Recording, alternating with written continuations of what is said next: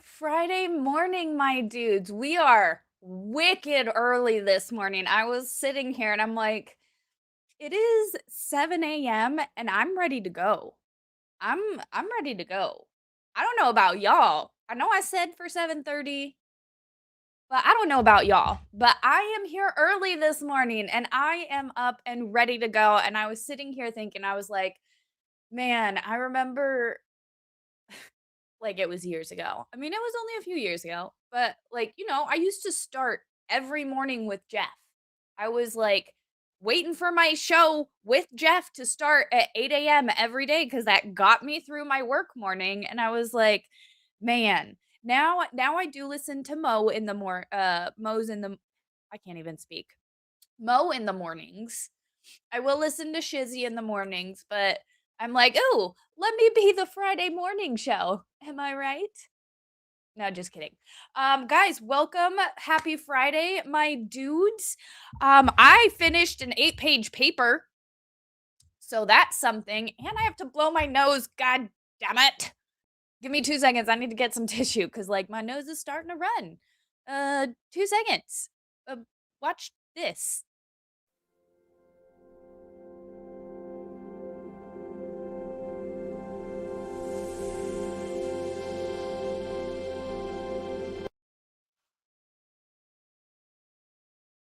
On my way back over, Echo attacked me. She grabbed my leg. Ugh, sorry about that. My dudes. So, we are going to get into it because guess what? Wednesday. This dropped on Wednesday. We are picking up part 3 of Reckless Ben and the Lego situation. So, for those of you who aren't tracking, or this is your first time here, or you just don't know about the story, bricks and minifigurines, bricks and minifigs. Corporation stole many Legos from a family. And Reckless Ben is a documentarian, be it not your run of the mill normal documentarian, but who the fuck cares what's normal? Um, he basically exposed them and exposed all their lies, and they went after him for it. So this is the continuation of the saga. The gag order or the restraining order has been lifted. Whatever I don't even know. That wasn't even like a restraining order. That was like a muzzle. That was an intense. I'm so sorry. I'm still getting over this cold, my dudes. It's been lingering. I don't know what it is. And Echo is freaking out right now. Hold on. I am so sorry.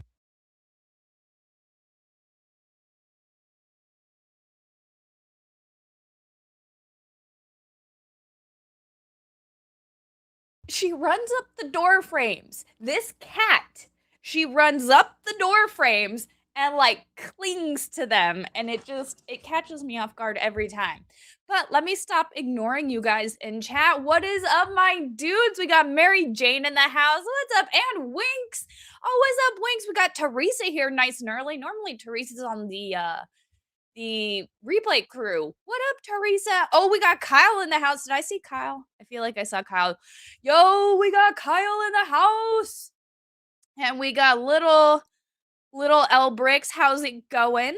So, my dudes, we're gonna be covering part 3 of Reckless Ben's Lego Saga.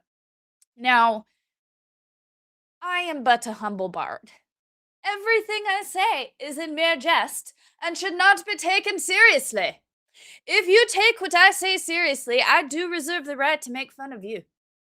So now that we got that out of the way, we are going to continue into the Reckless Ben story. I am so excited because it's like people are being held accountable. It's like all of your little lies that you tried to hide, you cannot hide anymore because Reckless Ben had his fucking camera. And thank God for him and his camera because holy shit, this situation is fucking insane. So we are gonna, if you dump Lego pieces on the floor, cats won't run.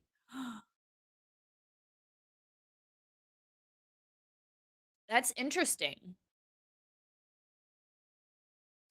I might try that because honestly, she just tears through the house. None of our, I mean, we've only had 2 other cats. We still have those cats.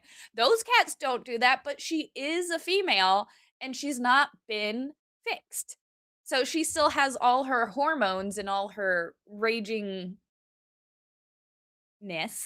Um anyways, so we are going to get into this video, as I have said for the 100th time. I'm excited because I do believe he finally has a lawyer now. I don't think he did when we started this, but we'll get into it. My dudes, sit back. Let's jump into this Lego situation. Again, I'm excited. I'm about to go to court, and I don't even know what I did wrong. Yeah, Bricks and Minifigs is making up tons of lies about me to the police to try to get me thrown in jail so I can't release my documentary about them. But the crazy part is I'm not even allowed to know what they're saying I did. Legally, I'm not allowed to film inside court, so I formally requested the audio, but since there was no visual, I hired an animator to animate over it. Yes!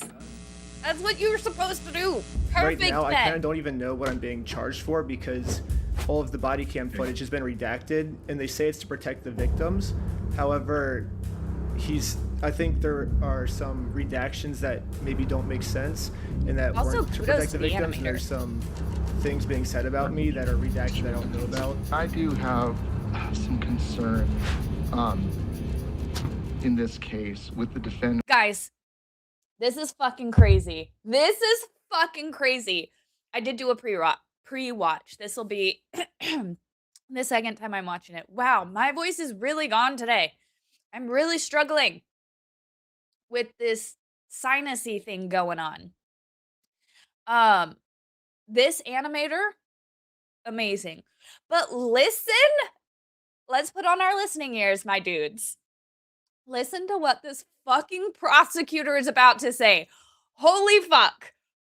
I never. Oh my God. Representing himself. The allegations here relate to the fact that the defendant, he's a person he's a YouTuber, creates videos, publishes them online, and has been, if this defendant were to represent himself and we were to provide body cams and discovery, we would be now providing additional information and fodder for this defendant to create videos from which he could profit by placing them on YouTube at the expense of our victim. I have serious concerns for that.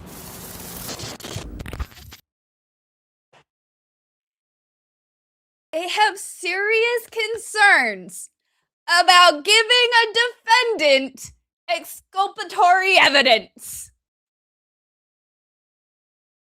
This prosecutor is on record saying he has a problem giving a defendant evidence.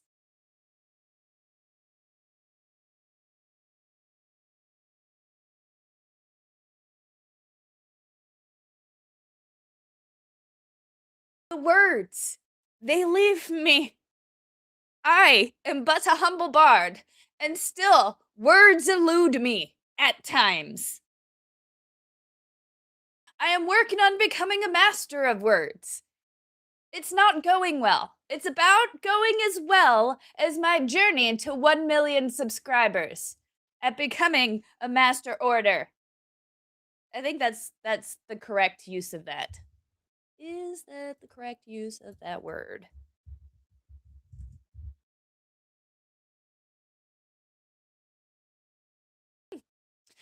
Why did... I fucking hate my computer. Somebody, I need to talk to Brad. I need to talk to Brad because every time I delete the fucking Yahoo search, the Yahoo engine, my computer re-downloads the Yahoo engine. I don't want fucking Yahoo search. I hate the Yahoo search. Anyways, I digress. back to the main point. This prosecutor has serious problems giving evidence to a defendant.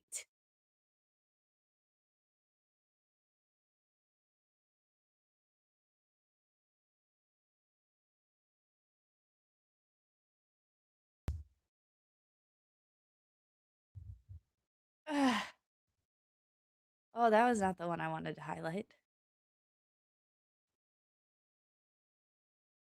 So the government is trying to prevent him from exercising his First Amendment rights, press, speech. Oh man, they succeeded for a minute. He wasn't allowed to say or do shit. This just got lifted. Oh my God. All right. So, yeah, the state has issues giving a defendant evidence.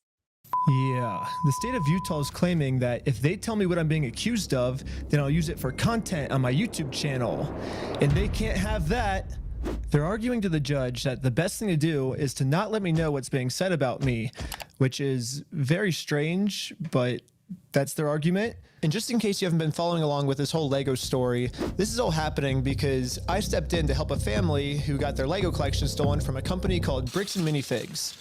And for the last couple months, this company's been doing whatever they can to get me arrested so they can keep all the Legos for themselves. And this isn't even just me speculating. One of their own employees literally told us what their plan was. I got a call from my boss and it was like, how do we get them arrested? How do we get them arrested? But eventually, Bricks and Minifigs found out that I'm not just some random kid. I'm actually a YouTuber making a documentary on the entire scandal. So the YouTube guy is named Reckless Ben. I don't want to be on YouTube. Yeah, this is when things really started getting crazy. Bricks and Minifigs went into ultimate defense mode and was going to do whatever it takes to prevent this documentary from coming out. First, the police got a call saying I had heroin on me. This officer is going to conduct the search of your person because there are substances in the vehicle. Really? And obviously, they found nothing. First of all, okay, But then I know they got a call I know I keep pausing this and we're talking about it a lot, and I do apologize, but this is where we talk about shit that we've learned. The cop said we're searching you because you have illegal substances in your car. They didn't say you're suspect. They said you have illegal substances. I'm so glad. I'm so glad that this went to federal court. I'm so glad that the fucking Fed judge removed the stupid gag order. They took the ball gag out of Ben's mouth. Holy shit. That I was the one that stole the Legos. And I got swatted by the entire police department. Included in the warrant are Legos. And we all got arrested. But right when I got out of jail, I got a warrant for my arrest for some mystery crime that I committed. It seems like this guy might live in LA, or his last known address is in LA. Yeah, the police showed up to my house all the way in Los Angeles to arrest me without bail. He was like, just tell him he has a warrant for his arrest. But the police couldn't arrest me. Any idea where he actually is? No idea. Okay. I was somewhere very far away. But anyways, back to court. The judge is looking at signing a protective order to protect Josh and all of his statements about me. If this protective order gets signed, then I'll never be able to find out what he's claiming I did. I got bad news. I don't think we have any more budget for animation, dude. Oh, shoot. So how do we animate this next court scene? I guess if we have to not pay the lawyers, then I guess the animation's more important, right? Yeah, we decided maybe the lawyers are actually more important. So I'm yeah, so glad ran out of he's animation smart. budget. Sorry, guys. The court's inclined to sign this pretrial protective order unless you have an objection to it, Mr. Schneider, and the objection to such an order. Yes, I think there's a bunch of misunderstandings in this case, and so this person doesn't want to get exposed, so he's making up a lot of lies about me to order to like get me arrested before he gets exposed. So that's what this whole thing's about. However, before I was allowed to show any of the overwhelming evidence I have to support my claims, the judge didn't care about the evidence and signed the protective order anyways. Mr. Schneider, the court's going to sign this order and serve it upon you. So the court has made it clear. They do not want to look at the evidence and they want to protect Josh and Brandon for some reason. And now I have to somehow fight a court case against all of these mystery crimes against me that I have no clue what they're even saying I did. So this whole mess is happening in American Fork, Utah. But I'm also being charged with another case in Provo, Utah. This is where corporate Bricks and Minifigs is, which is why I'm also being charged here. And this police department has surprisingly actually followed the law when it comes to discovery, and they sent me all the raw body cam footage of what I'm being charged for. Let's start at the beginning, the moment I first met the CEO. The reason I'm talking to him right now is because before exposing this company for the grand theft they committed, I thought it was in good faith to give them an opportunity to do the right thing first before I make a documentary about this. You had like $200,000 worth of Legos in your store? Nope. Never happened. But the CEO did not want to take the opportunity to do the right thing and instead instantly called the cops on us. Hi there, I'm calling to report a crime. They themselves say, hey, you guys stole this product from this person. If you don't give it back, I'm going to burn the place down. Or we're going to burn the place down. Or I'll kill you. It's Ben Snyder who's been the one engaged in this behavior. You can see in the...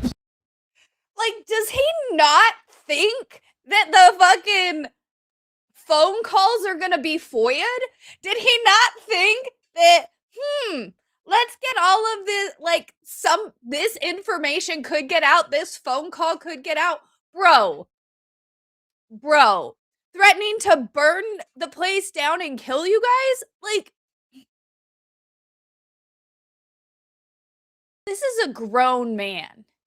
This is the CEO of a company. He should be embarrassed. He should be so highly embarrassed and shamed. He would never want to show his face in public again. That's how embarrassed he should feel. He should be embarrassed. He should be shamed. What a little bitch. What a little bitch. A little bitch does stuff like that. You know, okay, let's say, not even a little bitch. Let's say a little 5-year-old girl. A little 5-year-old girl says something mean to a boy in a playground, and the boy says something mean back, and she goes crying to her mama. That's what this situation is. Eamon McNeff is a 5-year-old little crybaby girl that thinks because he's a CEO, he can do whatever the fuck he wants, and this is literal proof. My dude, you cannot do whatever you want. Fuck you, bitch. Police report that the crime he wanted to get us charged for is called extortion, which I would means be we're so threatening him into embarrassed. paying us, I would be which so is embarrassed. very... Oh my god. If this were me, and like I called somebody and I was like, they're threatening me. I'm so scared they're gonna blow us up. And then like all this footage came out where the other person was trying to be extremely reasonable, I would be so embarrassed. I mean, I would just want to go die in a hole somewhere. But that's just me. Legal. However, obviously he's just making all of this up. The reality is, I just thought it was a nice gesture to give him the opportunity to do the right thing first. If you guys do have our Legos, we just kind of want them back, you know? But if there's one thing I've learned from this entire experience, it's that whoever ends up doing the morally right thing just ends up getting screwed over. So now it's time to play the way Bricks and Minifigs is playing and use their own strategy against them. Right now, their strategy is to get me arrested before I get them arrested. So now I'm gonna Uno reverse this and get Eamon, the CEO, arrested before he gets me arrested. But if I'm gonna be the reason that someone's going to jail, I should probably make sure that they definitely deserve this. So, Before sending someone to jail, you want to have evidence? It's almost like Ben is doing the right thing here. Interesting. Very interesting. I'm gonna give him one more chance to try to do the right thing first. But instead of doing the right thing and attempting to work this out, Eamon just hid in his little office. And he called the police on me. I can already tell you right now, no one's coming out to talk to you guys.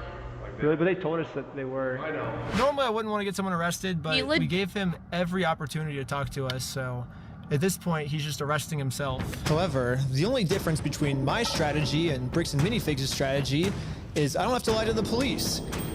Eamon McNeff actually committed a crime. I have tons of crimes on camera that Eamon McNeff has committed. Let's start at the beginning with crime number 1. So what's going on? So you guys are holding some of our Legos? No, we're not. You're not? No. So This is so great. Brian Mansell. Okay, and who is that? He's the guy who had a bunch of. He had like 200,000. Okay, this right here, I want everybody, we're gonna back it up to the beginning. I want everybody to pay attention to this here, because he devolves so quickly. He comes out hostile. He immediately goes, Brian Mansell, who's that? And then proceeds to explain the entire situation. My dude, if you didn't know who Brian Mansell was, how do you know Crystal Law is involved? How do you know any of this situation if you don't know who? Like, this makes him look so bad. How is nobody talking about this? I'm peeking out my microphone. How is nobody talking about this? The fact that he walks out, he's like, Brian Mansell, who's that? We ain't got shit. And then later in this conversation, proceeds to explain that Brian didn't give him anything. That nobody, and I'm like, my dude, you literally come out and you're like, Brian, who's that? Who's Brian? Bro, you're about to explain who Brian is in like 10 minutes, my guy. What the fuck is wrong with you? Holy shit. Why are they still fighting this? Why the fuck are they still fighting this? How has Bricks and Minifigs not seen all of this and be like, we need to step away from this CEO. We need to have like a board meeting, whatever, flush down this turd and get somebody else. Because holy fuck. Look at those dead eyes, that dead face with that stupid,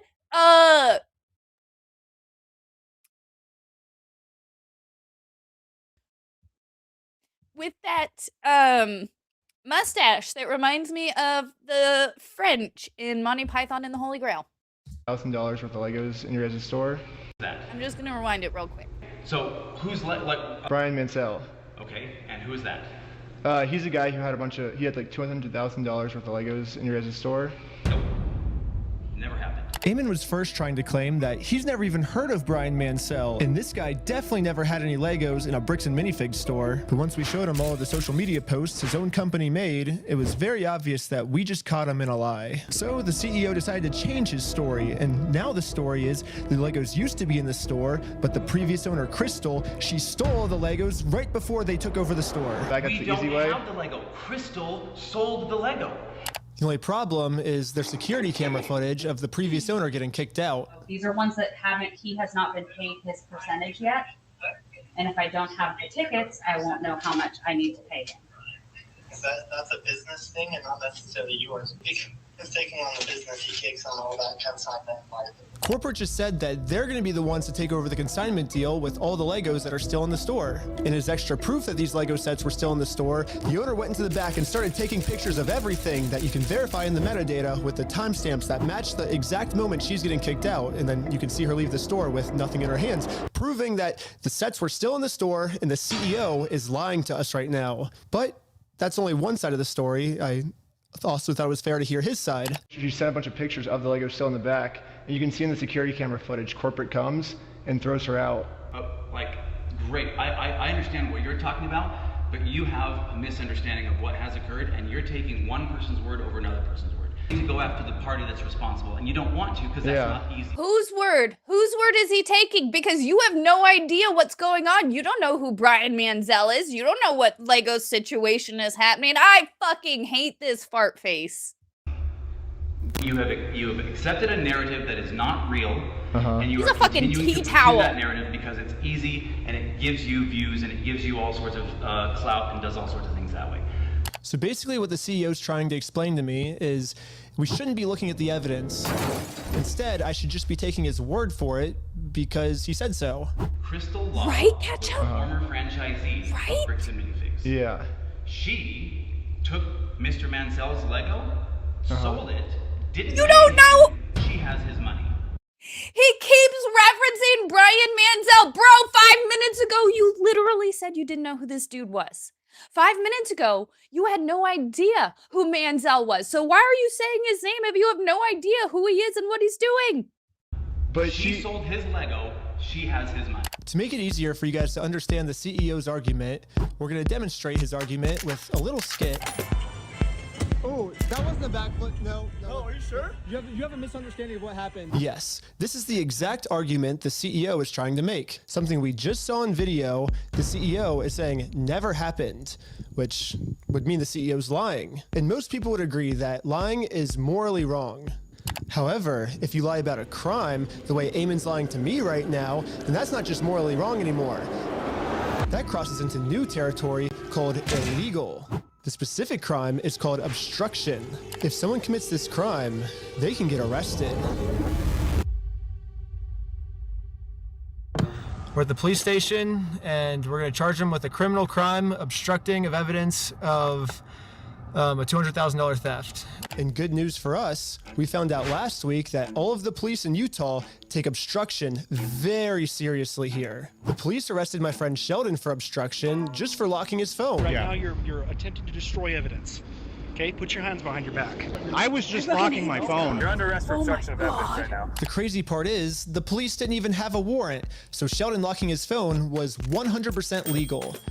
But the police arrested him anyways because that's literally how serious the police take obstruction crimes here. They do not mess around. So many lawsuits. So many fucking lawsuits. So many fucking lawsuits. Every single one of those fucking police officers. This is why when I become president of Never, we are doing away with every immunity. No fucking immunity. You can have insurance and protection from your station if your station thinks that you did okay, but immunity, gone. Gone. There's no fucking immunity. There's no fucking, no. You are all fucking fired because you're all fucking too stupid to function, especially as law enforcement. And Winks, thank you so much with a $20 super chat. Holy shit, thank you so much. What a good Friday. $20 super chat in the morning. Oh my goodness. Thank you so much, Winks. I really appreciate it. Thanks for covering this. You are welcome. This, oh my God, this situation. This situation is why I want to become a lawyer. Because I want to go after these fuckheads. I want to go after these tea towels that think, no, because I have a badge, I can do and say whatever the fuck I want. No, you uphold the fucking law. It is not your job to fucking... Ooh. It is not your job to act as a fucking prosecutor. Oh. Ugh.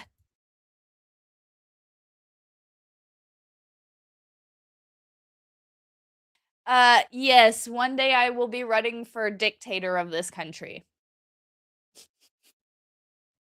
I'm like, man, it would be bad if I ever became president because I would just want to get rid of all the stupid stuff. But that's 90% of this country. So, all right, I'm trying to get through this without, like, I am so angry. Like, so many lawsuits. So many lawsuits, so many terminations, so many losses of pensions. Loss of pensions. I see loss of pensions. Hold on. Damn it, I don't have I don't have my magic 8-ball. But I'm seeing the future. I've never been a psychic. But I'm having some visions.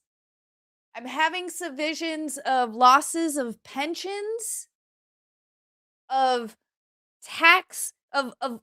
taxpayers being infuriated over the loss of millions of dollars of a lawsuit against all these stupid cops.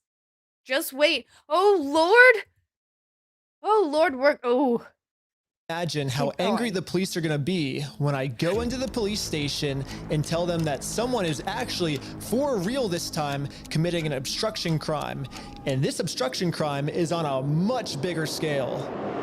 Later, the police called me saying that they were going to do a police investigation on this. Hey, Benjamin, this is Officer Halpern from Provo Police. I told the detective the entire situation. He was saying that this family's Lego sets were never even in the store, like all of this stuff, and it's all documented. I have video of all of him saying this. I think he's like falsifying evidence, and I think that's obstruction. And now that we stole Bricks and Minifigs' strategy, I think the plan is finally gonna work. Looks like the CEO is going down. I mean, I submitted the videos of Eamon saying we're gonna burn down the building and shoot him. They themselves say, hey, you guys stole this product from this person. If you don't give it back, I'm going to burn the place down. Or we're going to burn the place down. Or I'll kill you. And then I submitted all the raw footage of the entire conversation I had with him. How do you just... Okay.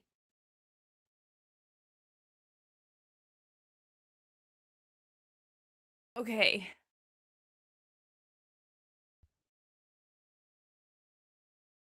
Proving to the police that we never even said anything close to this.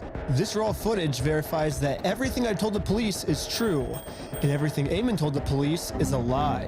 On top of that, I even got access to the complete case Eamon made against me, and he doesn't have a single piece of evidence to support any of his claims. Which I guess makes sense. Like, how can you support evidence if you're just making everything up? Like, of course you can't submit anything. So if the police have to decide what case to pursue, they're obviously going to pursue this case because it has like a ton of evidence.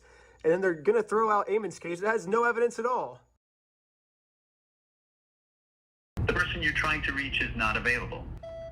Hello, my name is Ben Schneider. A couple months ago, I made a case, and you were the officer that was helping me create it.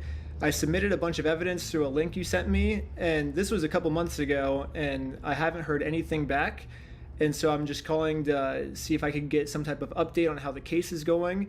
It's about the CEO, Eamon McNeff of Bricks and Minifigs, in an obstruction case. And so if you could give me a call back at your earliest convenience, that'd be awesome. We're sorry, your call cannot be completed. Yeah, literally no matter what I tried, I could not get a hold of this police officer. So I'm traveling all the way back to Utah to go back to the— Don't go back to Utah, they're gonna arrest you, Ben! Sorry. I'm nervous for him. I'm sorry. He shouldn't go back there. They're gonna get him. In person to see how the police investigation against Eamon is going. And I just so happened to get a hold of the police schedule and arrived at the exact time this officer was supposed to arrive. But before I could speak to this officer, one of the other police officers called into the front desk and asked to talk to me. I'm not seeing him on duty right now. Really? They said he was going to be here today at 3 o'clock. There's always the chance that they might have called out sick or something. Oh, these police have decided. Is there These any way police you are can, the like, ones check making the if he's here, decision. or- He's definitely scheduled to be here. Like I said, they might have called out sick or something. Are you able to look and see how the case is going? All I really want is kind of just an update on the case. Really quick. Really quick. I just want to stop real quick to bring this up. Where did it go? This is what lawyers are for? No, you shouldn't need a lawyer to go check on a case. Like, it is our right. We shouldn't have, like, I understand you, like, we need lawyers for, like, the nitty gritty. And I understand, like, yes, we need lawyers. I'm going to be a lawyer. But we shouldn't need lawyers to be like, they're fucking breaking the law. Look at it. When you present video evidence and the police take it from you and literally do nothing, no. This is bad policing. This is not how the law is supposed to go. This situation, like,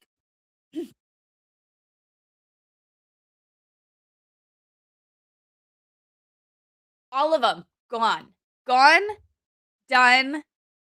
This is not how Americans are supposed to,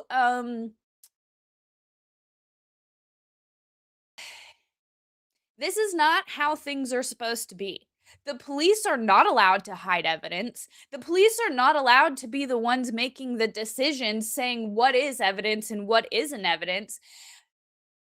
They're supposed to fucking gather and then give it to the prosecutor. But the police have become this the police have become this doorway where it's like, if you can get past the police standards, then maybe you can have a case. The police have become this fucking shield to be like, nah, we're gonna protect like, no, your job is to enforce the law and to gather evidence. Your job is not to decide who is right and who is wrong. That is for a fucking judge and jury. And to have these police officers essentially making up who is right and who is wrong in this situation, jail, and or possibly a firing squad for treason. And I think if you deprive somebody of their rights intentionally, of their freedom of speech, you're human trash. Those officers are human trash because they decided to take it into their power to decide who is right and who is wrong, and to not actually do their jobs and look into it at all. My voice is peaking and cracking. Ugh. Exactly, Ketchup. This is a prime example of how there are a lot more police, how police are abusing their power. And this is showing a lot more people how much of an abuse of power there is. Look at the Karen Reed case. It's similar. The police are just making up evidence and deciding who is right and wrong in that case. The same with this case. The police are deciding who is right and wrong. And this needs to fucking stop right the fuck now. Holy shit. That's not something that I can tell you over the phone. Okay, you can't even just tell me like how it's going, like if he's still looking into it, or? No, I can't. 100%. That's not something I can do. Okay, well, thank you. So basically, I came all the way out here to find 0 answers, but eventually I did find an answer. They sent it to me in the mail, and looks like I was right. The police only had time to take on one of our cases, and it was Ammon's, not mine. Yes, the case that had an overwhelming amount of evidence. They thought that case was garbage, and they took on the case that has 0 evidence at all. In the police body cam footage, after the police watched my full conversation, proving that I didn't threaten to burn the place down or literally anything, they even admitted to Eamon that there was no credibility with his entire case against me. We agreed that there really was no extortion code that would fit your situation. However, you know, at the end of the day, we do want to help you guys so you're not having to deal with this fool and all of his issues. We did find that there was another code that sue them, and it's called aggravated commercial obstruction. The police just told Eamon that sued and possibly hung for treason for tyranny, because they are abusing their power and they're tyrants. They're becoming tyrants. And you know what we do to tyrants? I mean, we used to tar and feather them. I'm not suggesting that. Well, that's breaking the law. We shouldn't do that anymore. I'm just reminding people what we used to do to tyrants in this country. And,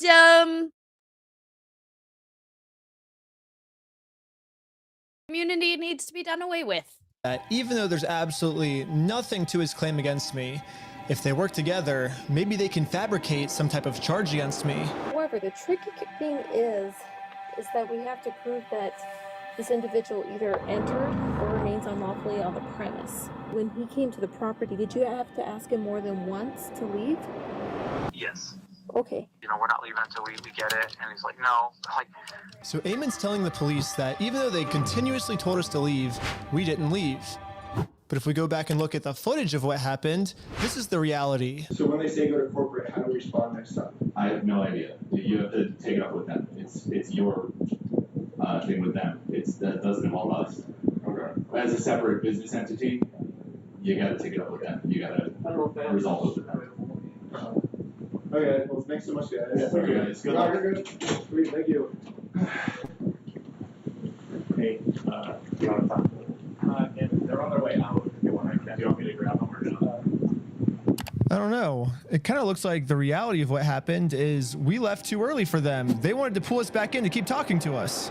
But we did show back up a second time, and to Ammon's credit, about halfway through the conversation, he did say that if we don't leave, he's going to call the cops on us. You can leave. If you come back here, we will call the cops. If you don't, Girl, leave right I'm now, already mad. So you don't want to do the easy way? And this is right after I told him you could do it either the easy way and just give us the Legos back, or we can do it the hard way, implying that we would take him to court. So you're threatening me. I'm not threatening. We're right. Like, we have a right to the Legos, so we're gonna get them the easy way or the hard way. What proof of ownership have you provided to me that you own this Lego? I mean, I can give you proof if you want. Right, provide proof. But right after he says this, he's now asking us to provide him proof that we actually are entitled to these Legos, so we can't leave now because he just told us to stay and provide proof. And then at the very end of the conversation, he says this one more time. Okay, you've been asked to leave. Please leave. We have to leave? Okay.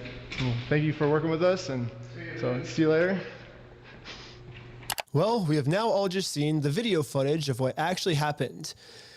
But now let's hear how Ammon describes it to the police. Guys, at this point, I've asked you to leave. Please leave. Well, you know, like, you have to listen to us. You have to pay us this money. No, guys, you need to leave, and you're not leaving. Like, but I asked multiple times, they did not leave. Looks like that might be a second-degree felony.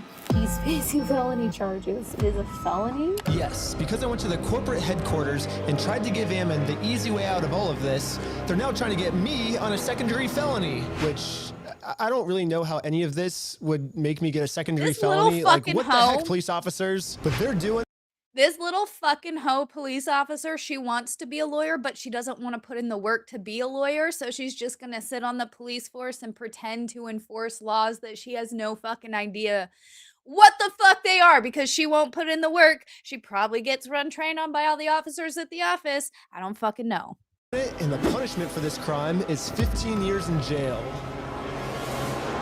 I don't know, you know, like, however else, you know, like, some of that stuff comes through, but, you know, like, the reality is, like, we've tried to talk with him and said, we're willing to work with you. Yeah, I think one of the main reasons the police keep taking Ammon's side instead of ours, besides the whole Mormon thing, is that Ammon keeps framing the situation as he's just the helpful CEO who's trying to do the right thing and return Brian's property. And we're the ones that are preventing him from giving it back to Brian. So I say we rewatch the footage and see what actually happened. We said we would be more than happy to help Mr. Mansell. Yeah, because Brian said he was unwilling to work with us. Well, Brian said he asked for the store inventory, and that, mind you, this was after. This was after he said he had no idea who Brian was. Now, all of a sudden, he knows that Brian's never wanted to work with them. He knows that Brian has refused all this. 5 minutes ago, he had no idea who Brian was. So, yeah, we can definitely tell everything this guy's saying is the truth. And then you guys didn't provide the store inventory. We asked him to provide us with any documentation, and he provided us with a spreadsheet. A spreadsheet is not something that anybody, you can just walk over to a McDonald's right now and say, all of your ice cream machines belong to me. Music. Why? Because so-and-so said so. And I have a spreadsheet that says that all these ice cream machines belong to me. That's not proof of ownership, that's not proof of anything. So first off, this spreadsheet Ammon's referring to wasn't just some mystery spreadsheet, it was the actual inventory the store made. But I guess Ammon's trying to claim that the previous owner stole the Legos and then lied on the inventory, and so now it basically makes this inventory invalid. He said that when corporate was taking over the store, that they actually did their own inventory, and this is the correct inventory. When we took over, we did an inventory. And good news for me, he's willing to give me this inventory. He's actually always been willing to give it to me or Brian. All we've ever had to do was ask. We will work with you to obtain any Lego that does exist. Well, we did that, and you guys. When? I think like 5 or 6 times, and we've gotten 0 response back. Yeah, literally the first thing I did right when I heard about this entire situation was I googled Bricks and Minifigs, clicked on their website, clicked contact us, and sent them a message. I actually got a message back from corporate saying that they would love to help, but after a few months, I kept trying to reply to this message, and they just completely ghosted me. When? I think we've done like 6 over the last 4 or 5 months. Pull it up. Find out. Tell me when. Let's see. See, it's like, he he's partially willing to work with them, but only as far as he thinks they can't prove they actually emailed. The second they try to email, he's like, "Oh, no. But look at that. He's willing to work with them as long as he can keep denying them actual documentation, anything. The second they ask for documentation or they try to give documentation, he's like, "Oh, they're trying to blow the place up. They're trying to set us all on fire." I say like, hey, I don't think this ever got resolved. I'm just reaching back out right now, and never. Head forward right now. Resend it. What's the email? That is I don't know what email address that is. This is on your guys' website. That says fbc.team. I said franchise at bricksandminifigs.com. Well, this is still on the website, so. Did I tell you look up something on the website and send it there? Well. Did I say that just barely? Well, that's what. Yes or no? Did I say that? No. I just said send me an email to franchise at bricksandminifigs.com and we will work.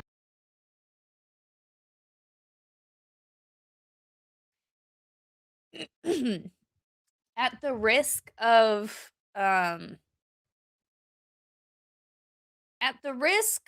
sounding crazy, this man is arguing like a woman. This man is arguing like a woman. I'm just saying, I maybe have done that in an argument where I was like, what did I say? Did I say those exact words? Did I say those exact? No, tell me what I said. Tell me the exact. I'm like, at the risk of sounding, my own self, whatever.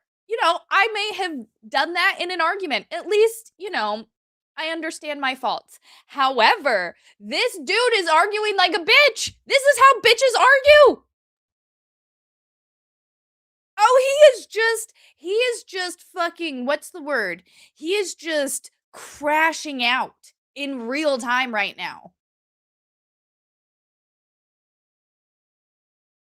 But you're getting mad at me because I emailed the email on the website? You keep saying that so I understand that, but I'm telling you right now, and you're trying to argue on something that I didn't give you any information about. I'm telling you, send it to that one. Yeah, but you're like getting upset at us that we emailed the email that was on your website. No, I'm telling you the way to do this, and you've been probably trying to communicate with a ghost.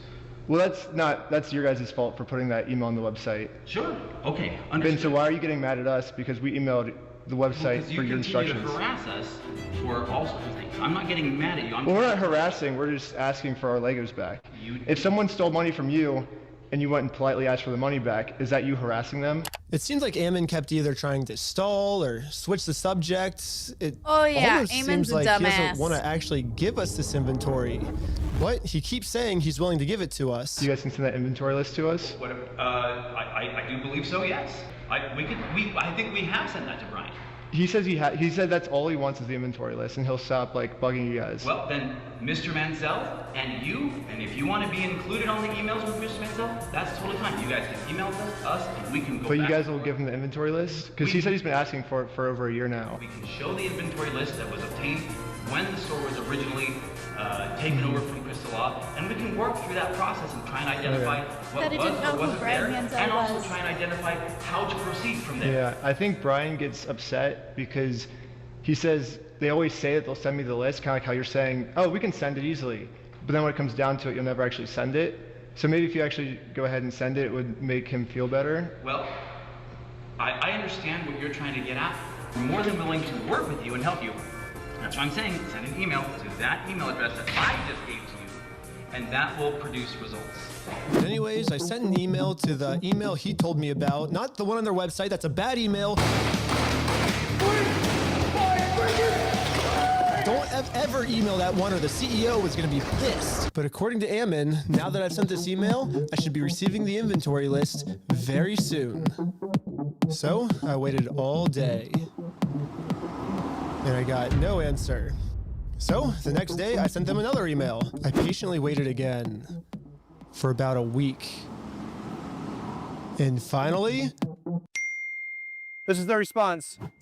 Mr. Schneider, BAM Franchising Incorporation will not participate in any form of communication that appears designed for public provocation, harassment, or manipulation of facts for the purpose of media content. Attempts to obtain privileged or confidential information through misrepresentation or the creation of fraudulent documents. Just for me asking for this inventory list to prove their innocence, because I want to give them the benefit of the doubt. I want to be like, hey, if you're innocent, I want to prove that you're innocent with this inventory list. But now, by me trying to do that, that's criminal behavior on my part. And considered harassment. And we reserve all rights to refer such behavior to appropriate legal authorities, aka the cops. So don't ask for our inventory list or else we're going to call the cops. Yes, Brixton Minifigs has officially banned me from ever asking for this inventory list again. And I'm not the only one who's banned from asking for this list. He promised us a full inventory right away. We've never received it. Yeah, and every time it's been just absolutely nothing. So we've never gotten anything. We've never gotten an inventory list. Yeah, the previous owner who got her entire store stolen from her by corporate, I mean, she's legally required to get sent an inventory list, and even she, 2 years later, has not gotten it yet. It would have resolved everything because they would have had to identify everything in the store, and it would have identified all of Brian's stuff, and they never provided it, so we couldn't then demand the third-party evaluation. And it's now, what, a year and a half later? You know, who knows what. Still no inventory. Dang. So, would have solved a lot of problems a year and a half ago to go, here's the inventory. And even Brian still hasn't received this inventory list yet. I've never received an inventory list. I've never received a record of sales because they can't provide it. They opened the store up almost right away and started selling it. And the worst part about all of this is it seems like the CEO is pretty much just trying to rub all of this in everyone's face. When I turned on the news, I saw this. As far as offering Brian the inventory, have you gone through the store, figured out what was part of his collection, taken inventory, and shown him that inventory? God bless this kid, interviewer. We've tried to share those with Mr. Mansell in hopes that he can see, you know, like that we were not attempting in any way, shape, or form to withhold anything. Those then were offered to him, and the initial offer was rejected. So now on public television, Ammon, the CEO, is telling the world that he tried to give us this inventory, but we're the ones that didn't want it. We do want to help him recover as much of the collection. Our number one priority right now is to ensure that he gets made whole. We know that we have a responsibility to work with him to make sure he does get made whole. So you've offered Brian the inventory of sets that was in the store? Yeah, whatever was left over, we've offered that on multiple occasions. So we've tried to make multiple offers, and hopefully we'll be able to get them. We know it's not all your shit, but we're trying to rob you. So just accept the the fucking little pieces of specks of crumbs that we're gonna give you. We know we stole thousands, but take these crumbs as a sign of fuck you. To the table so we can discuss it. And this is pretty much Ammon's game plan now. Go on as many news stations as you can and lie. The entire time we were saying, hey, we want to help, we want to help. The main narrative now seems to be Brixton Minifigs has always been trying to give Brian his Legos back, but Brian just never wanted them back. Here's the thing. If Brixton Minifigs is so helpful, is all they're trying to do is help, why is this situation still ongoing? Because I don't think a random dude is gonna just be like, yeah, I got all my stuff back, but fuck this company. Like, you're spending thousands of dollars in lawsuits and money and lawyers, and like Brian spent money on lawyers at first. And when Brixton Minifigs kept saying fuck you because they have all the money in the world and Brian is just a dude without money, what the fuck do you do?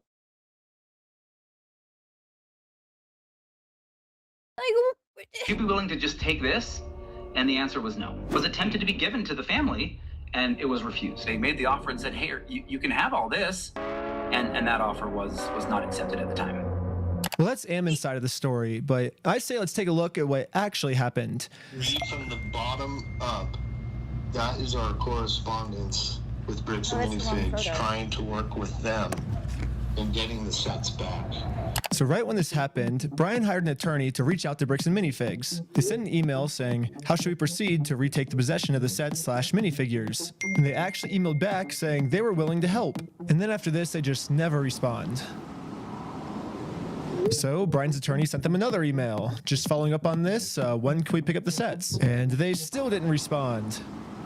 So the attorneys emailed back saying, it's now been 16 days. How can we get these Legos back?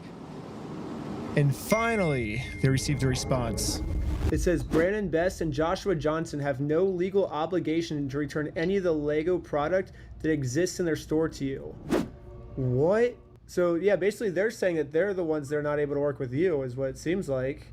Exactly. They finished this email saying, we consider this matter closed Good and will not Lord. be returning any Lego products to you. So as you can see, that's the reality of what actually happened. But then Ammon goes on Fox News and says this. So they actually did have an attorney send information to us. We said, great, appreciate this. Let's see what we can do to work this out. Yeah. And then we never heard back. So why is Ammon going on like, Fox News and saying we wanted to give Brian his stuff back? He's the one that didn't want his stuff back. He didn't want any of his things. That's my point. I don't know. He's lying. I truly do believe in integrity. Truly, I believe in the sentiment of integrity, and I believe everyone should have integrity. Exactly. But anyways, another thing the CEO seems to be pretty upset about is that when Brian kept demanding his stuff back and couldn't get it back, eventually he had enough. And he was like, I'm going to make a Facebook post about this. And in his Facebook post, he called Bricks and Minifigs thieves and liars.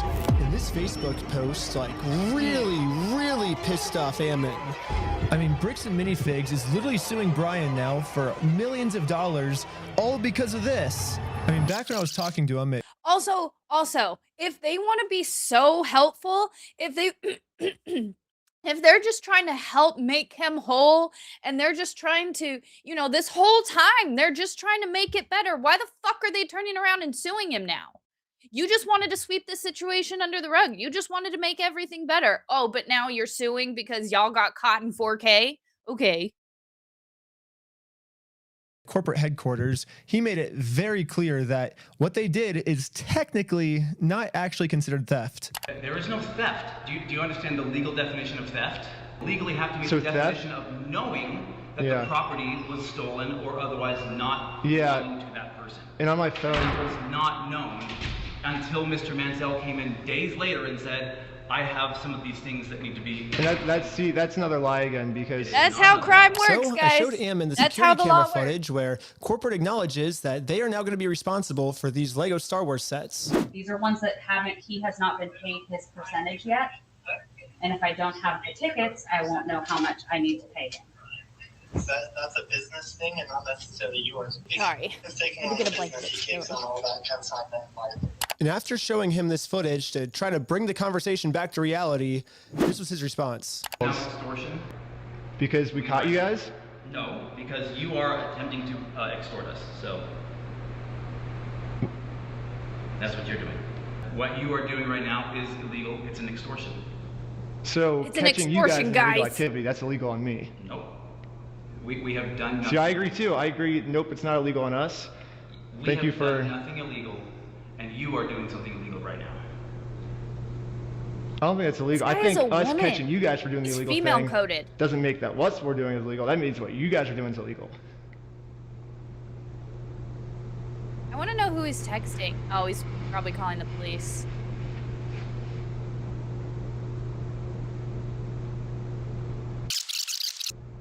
Okay, you've been asked to leave. Please leave.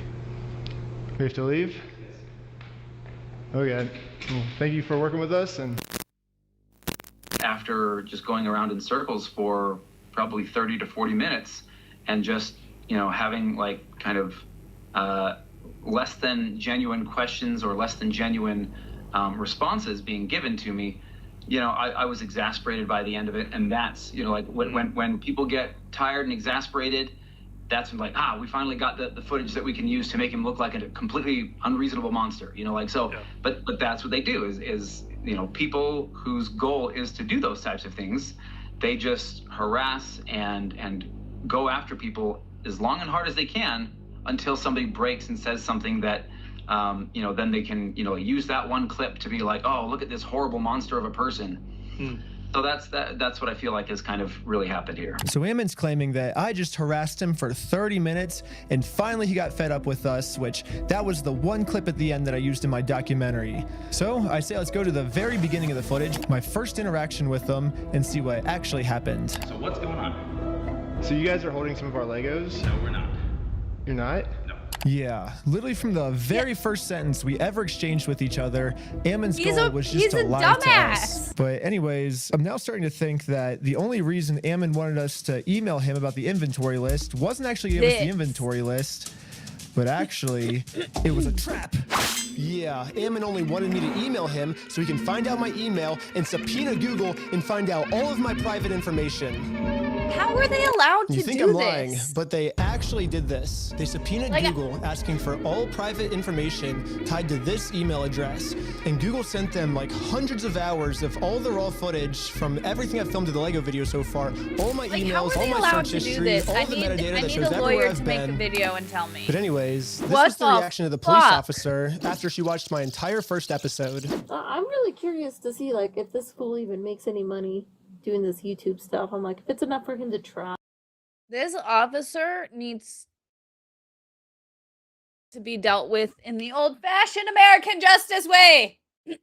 Good old-fashioned American justice is how this woman, I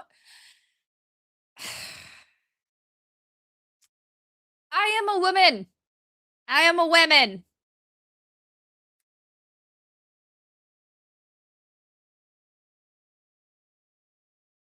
My sister is a police officer, and she is a damn good one. It's these hoes that set the women's rights movement back hundreds of years. I'm like, take away our authority. We should not be in power, because I know, again, it's not every day of the month, but I know how I get on certain days of the month. I'm like, you could breathe wrong, and I'm like, off with her head. You could look at a butterfly, and I will be like, fuck you and the clown you rode in on. It'll make no sense. But again, I understand that it's hormones. The logic side of my brain hates the illogical hormones. However, I am very aware that there are certain days I should not be around people. The unfortunate part is not every whammon is this self-aware. There are so many whammons in this world that think, no, I'm perfectly fine and in full control of my emotions at all time. And I'm like, bitch, please, I am also a whammon. I know you're fucking lying. Because I don't care how much self-control you have. I don't care how much you're a woman and the hormones take over. This fucking hoe on this phone, she should not be a police officer. She does not understand her role or her job. And she is going... Travel to another state just to go get some footage.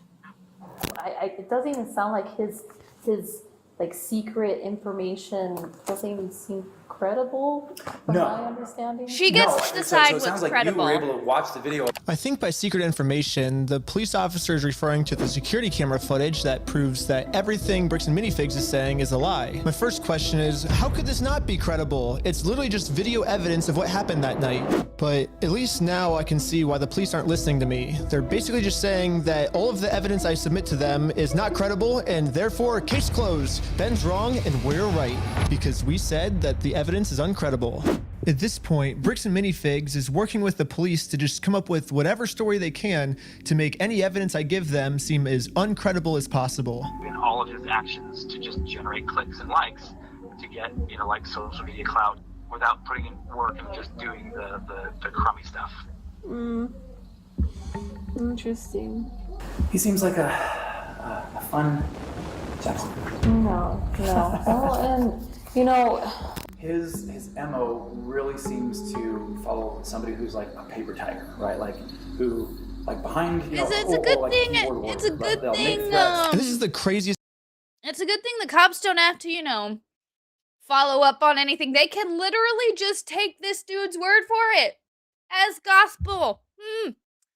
What the fuck are you doing? What is the point of investigating if you're just gonna take the word of a dude? It's part of the video to me. Ammon's claiming that I'm a keyboard warrior. And a keyboard warrior is basically just someone who talks a lot of smack online, but then when it actually comes down to it, they won't do anything in person. Which, I mean, if we look back at the footage, I accomplished almost everything I set out to do. I didn't get scared of anything. If someone in this story is a keyboard warrior, I don't think it's me. I think it's Bricks and Minifigs. I mean, let's double check by looking at the footage. Ammon claims with his words that he can give us the inventory list. We can show the inventory list. But when it actually comes down to it, he's terrified to give it to anyone. Bricks and Minifigs this entire time has also just been begging me to sue them. If you think it's illegal, why don't you sue me? Let's go to court. Sue me for us. Sue me. Let's go to court. Let's go to court then. So when I finally go out and actually sue them, they close down their store. And now Bricks and Minifigs is going to absolute extreme lengths to hide from this lawsuit. Are you okay if she just gives you the papers so we can just... No, I'm not accepting service from her. Absolutely not. I mean, Bricks and Minifigs is showing all of the signs of a keyboard warrior, but for some reason they think that I'm the keyboard warrior. At this point, it almost seems like everything Bricks and Minifigs is doing, for some reason they think that I'm the one that's the one doing it. I'll keep my fingers crossed for you guys. Hopefully no more issues. There's so many other things that this guy could like be talking about, right? No, 100%. But sometimes, you know, I'm sure this lady makes really good cookies. Actually, no, she probably makes shit. I gotta make sure something happens. Bitch probably can't even Thanks, make a guys. sandwich. Appreciate it. Yes, Ammon just completely proved my point. Obviously, I'm not suffering from the sunk cost fallacy at all. Ammon's the one suffering from the sunk cost fallacy. I mean, they literally already admitted to me that they've held onto the Legos for so long, it's not worth it for them to give it back to us anymore. I'm not going to distribute those things at this point. We've kept them on hold for this long, so. Let's see what else Bricks and Minifigs is accusing me of. Well, they're suing me for defamation. But this entire time, Bricks and Minifigs is actually the ones defaming me. They themselves say, hey, you guys stole this product from this person. If you don't give it back, I'm going to burn the place down. Let's go to the next thing Bricks and Minifigs is accusing me of. Extortion. When they're the ones actually extorting me by saying if I don't let them steal the Legos from us, they're going to make up a reason to throw me in jail. You stole them, bitch. I stole the Legos? Yeah, you're a fucking thief. Dang. Okay. You can shut the fuck up. That's your fucking choice. Bricks and Minifigs is also getting me for RICO charges. They're charging Reckless Ben for RICO. I think it is more likely that the police are guilty of RICO, right? And if you look at the CEO's previous Police businesses, are gonna get hit with he actually RICO. got sued for At least they RICO. should. He's the one guilty of RICO, not me. They're also accusing me of sending a sniper to shoot out the windows of the McNeff house. You guys want to come to, you can see the window and see where they were shooting from. It could be a sniper blade on the hill. When the police got there, they realized it was actually a construction worker who accidentally shattered the window. Seems more likely that it happened from construction work than it happened from some random people across the way. But even after all this, they still go online and say it was me. He's trying to get Ben Schneider for like attempted murder. He's basically trying to set Ben Schneider up for attempted murder when meanwhile it was a nail from his own construction worker. So what's the moral of the story here? It looks like everything bad Bricks and Minifigs is doing, they think that I'm the one that's doing the bad thing. It makes no sense. What is it? What is it? Darvo or no? What is it? Where it's deny, reverse, where it's abusers. Deny, reverse, something. I can't remember. But it's the thing where essentially the abuser, they'll turn it around on the victim. It's deny, reverse, offender, and victim, right? Is that what it stands for? Or deny, reverse, offendum, and victim? Something like that. I don't know. They're doing that. That is what they are doing. Yes, BAM's behavior is disgusting. There is no good faith. There is nothing that they can do to redeem themselves. And that tea towel, Eamon McNeff, needs to fucking not be the CEO of anything. I mean, he doesn't even deserve employment, in my opinion. But, you know, whatever.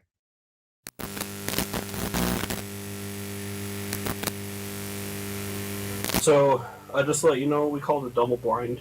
The person who committed the crime may or may not be in the lineup or depicted. So I will give this to you. You'll have as much time as you need to choose someone or to not choose anyone. Whenever you're able to feel that you have ID'd somebody, I just ask that you circle it and then initial next to it. And then, like that? Perfect. Okay. There you go. Okay. Cool. Really, this was like the final step that I needed. This is legit. We've been able to verify who he is now. Yep. Yeah, the police put on this big performance to make it look like they're going to all this work to verify the facts. When in reality, they already know who I am. They already subpoenaed Google. They already watched my entire first Lego video. They already went through all my search history. To me, this just feels like a staged performance so they can show the world, hey, look, we verified everything, when if they would have just put an equal amount of effort into watching the raw footage I submitted to them, they would have found out that Ammon's just completely lying to them. But for some reason, they didn't. A few weeks later, when I ended up going to court, this was the state's response. My name is Nick Mielstein. I'm the prosecutor. Is Benjamin Schneider here? Yes. If you want to take care of that today, we can do what we call a plea in abeyance. Were you able to see the footage I submitted to the police of our interaction? I have not watched it, no. Okay, because in that footage, you can clearly see that the second he tells us to leave, where we say, okay, we'll leave, and then he calls the police and said that we threatened to burn down the building and shoot everyone inside, and he was just making up all these lies, which you can clearly see in the footage that we submitted. We were being respectful the whole time. We left the second he told us to. Sorry, let me look. And so it makes sense why the police would take me to court, because I mean, he's threatening that we're going to burn down the building and shoot everyone, but it does make sense. We did nothing. Like, he's just saying that because he's trying to. I'm a documentary maker, so I'm making a documentary on the thing. So his logic is if he throws me in jail, then if he makes up a reason for me to go to jail, then I won't be able to expose them for their crimes. So that's the what's going on. It's clear as day in the footage if you watch it. It seems like they're just making up a bunch of false information in order to silence criticism. So did you submit that to the police officer? Yes. Is the footage going such that it's still going like when you step out the door? It starts from when we're in the elevator before we talk to him to when we are back in the elevator going back down. Obviously, a video doesn't necessarily show everything that possibly happened. So according to this.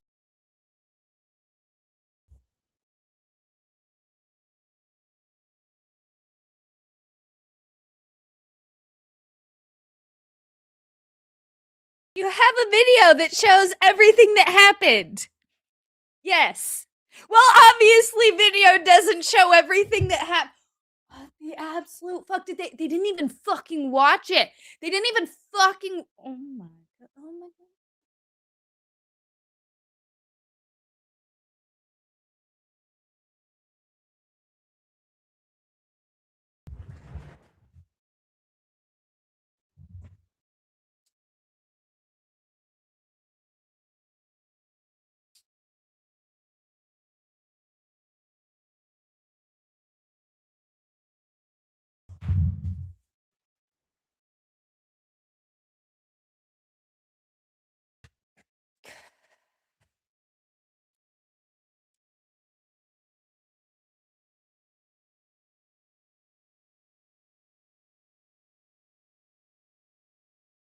I need to hear that one more time.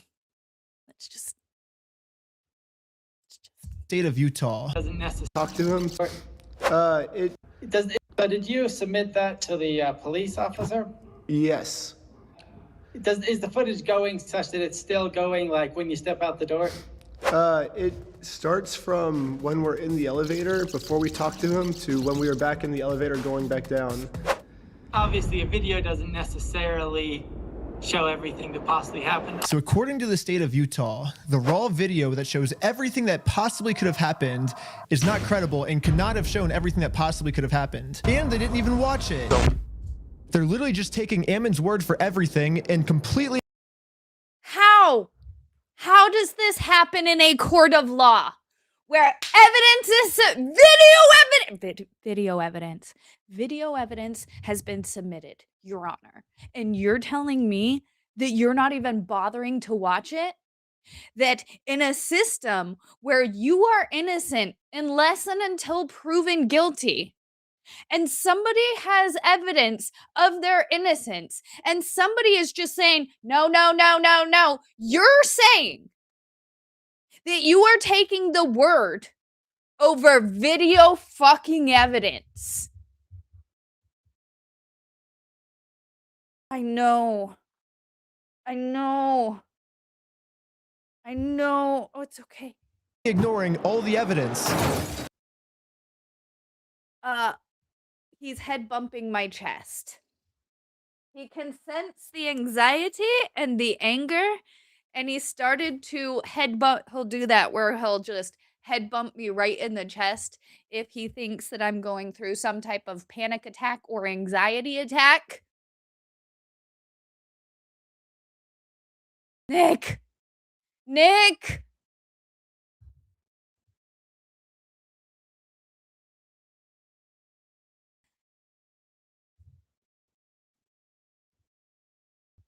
Never have I ever. I mean, okay. The internet, I think, ruined society. I think for a lot of things, the internet destroyed society. However, that does not mean the internet was not without benefits. I love the internet for the memes, for the people that I was able to meet and have in my life, and for the fact that it's shedding light on all of these shitty courtrooms and all of these shitty judges and all of these shitty prosecutors and all of these shitty lawyers. Holy shit. I think I don't know.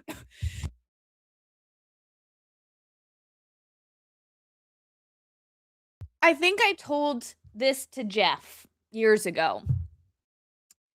I was like, I used to have such a high opinion of lawyers.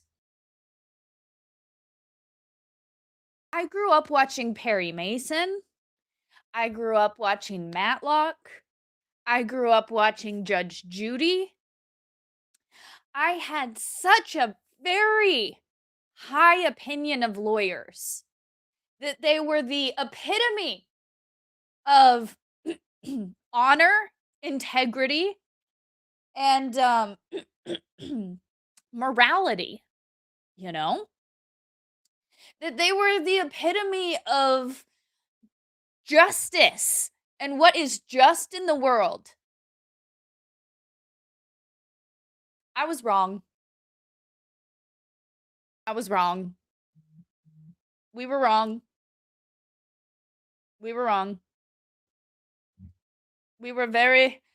My phone did an update last night. Sorry. Side quest, ADHD side quest. My phone did an update. Oh, yes! Hold on. Nick, are you still here? Yes. Nick, do you want an invite?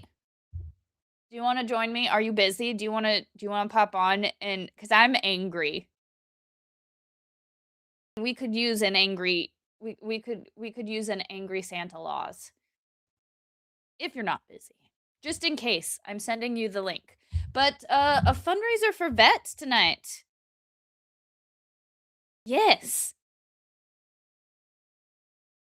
Yes, that is what I will be doing. I will be on with Nick Starro tonight for a fundraiser for vets because I did that. Hold on, almost home. No worries. I'm just going through this video. Let me send you the invite on the thingy. On the Twitter. Boom. Okay. I sent... All right, so I shall close that. All right. So, I will be on tonight at 5 p.m. For Grant, I'll hit me up on Twitter. Hit me up on Twitter. You have to vet people. You might be cool in chat, but sometimes you know the internet. It can be scary, and you have to vet people sometimes. Hit me up on Twitter. And then we can chat. You have to meet people before you meet people. You know what I mean?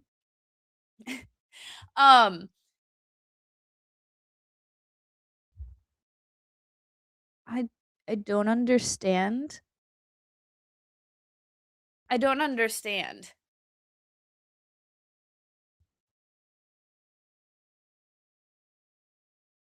Also, I got distracted, so I don't remember what just happened. But I know I'm upset, and I know that you don't have a Twitter. Mrs. Flux doesn't have a Twitter either. There's like 5 of you left. Hit me up on my email. I think it's houseofflux@gmail.com. I'm trying to check it more often because True Crime and Wine Time, Llama was emailing me, and yeah, it was Secret Squirrel Time, sorry. Wait, you're against anti-social media. Against so you're for social media, because that's technically a double negative, right? You're against anti-social media.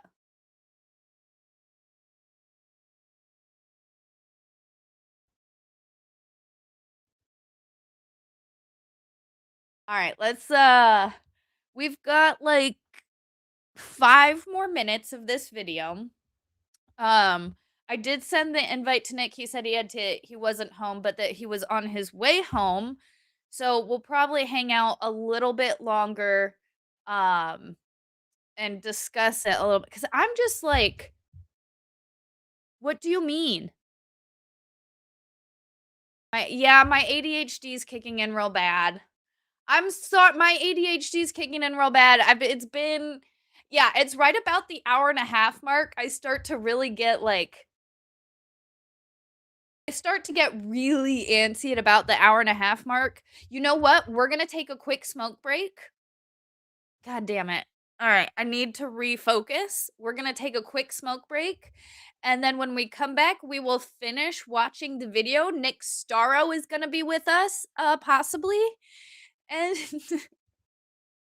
so sorry. It's the ADHD. She cannot be controlled sometimes. I mean, I could probably try meds, but life is more fun when you're more spicy. All right, I will be right back, guys.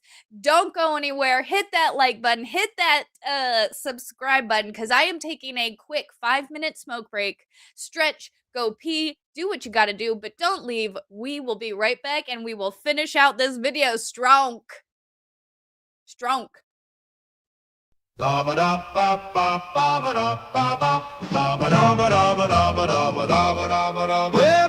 get up, take a breather. Stretch them legs, we don't need a leader. Move around, let your soul be clearer. It's our time, no need to be a sealer. Walk it out, let your worries crumble. Find your stride, don't ever stumble. Shake it loose, let yourself tumble. Life is short, make it a rumble. Bend up, stretch out, feel the vibration. Take a break, it's our celebration. Bathrooms calling, no hesitation. Smoke break, shuffling, no more frustration.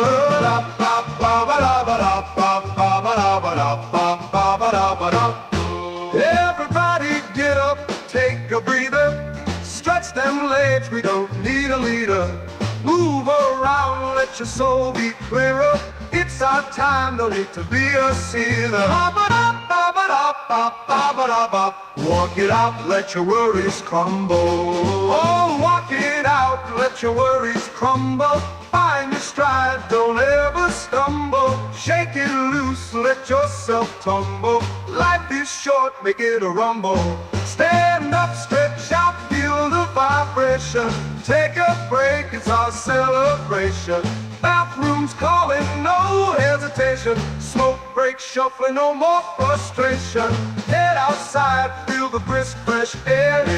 Light up, smoke it without a care. Chit chat, laugh, we're a pair. In this moment, there's nothing rare. Let the stress just fade away. Breathing deep, no words to say. Life is wild, but we're okay. This is ours, our smoke break day. Stand up, stretch out, feel the vibration. Take a break, it's our celebration. Bathrooms calling, no hesitation. Smoke break, shuffling, no more frustration.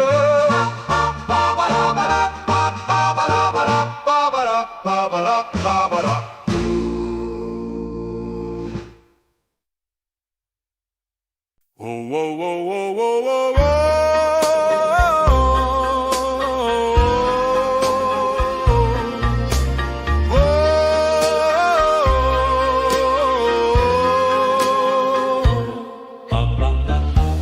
Controller's hard, my thumbs are numb. Been fragging noobs since the day begun. Screens are blurred, my eyes are fried. Need a quick escape, let's step outside. Grab my lighter, stretch my spine. Piss breaks calling, coffee's divine. This grind's intense, I'm losing track. Fuck it, time to hit the smoke shack. Light it up, stretch it out, take a breather, let it roll. Piss, sip coffee, clear my head, recharge my soul. From the screen to the scene, let the moment take hold. Smoke break vibes, motherfuckers, worth more than gold.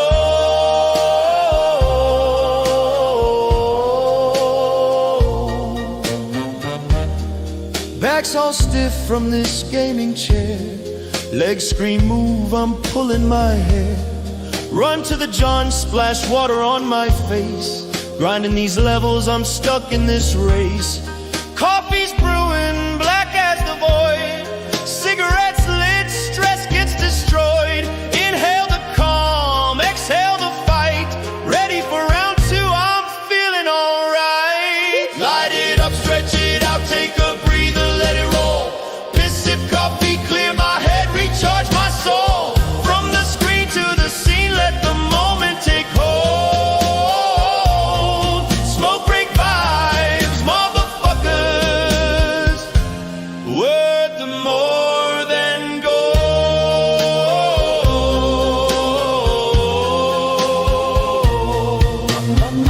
Flick the ash, watch it dance in the air. World's on pause, no fucks to spare. Stretch my neck, hear that crack, oh damn. Coffee's kicking, I'm a new fucking man. Bathroom's quick, but the mirror's my friend. Keep slaying, I grin, then it's back to the end. Light it up, stretch it out, take a breather, let it roll. Piss, sip coffee, clear my head, recharge my soul. From the screen to the scene, let the moment take hold. Smoke break vibes, motherfuckers, worth more than gold.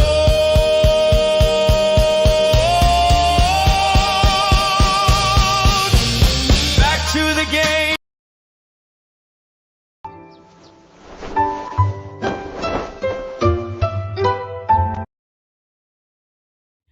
What's up, my dudes? We are back and we are joined by Nick. What is up, Nick? How's it going? I had an interesting day today. For folks who don't know, hi, I'm Nick. I do labor and employment law. Been doing it for close to 35 years. And somebody called me up and yelled at me today, threatening me with a good time. And yeah, because apparently the union members formed a union club over at the workplace, which is perfectly fine here. It's encouraged even in Sweden. And they started to tell their employer, you know what, you signed this collective agreement and it says you can't tell us to postpone our vacation the day before we go on vacation. And apparently that's my fault. So he called me and yelled at me. So I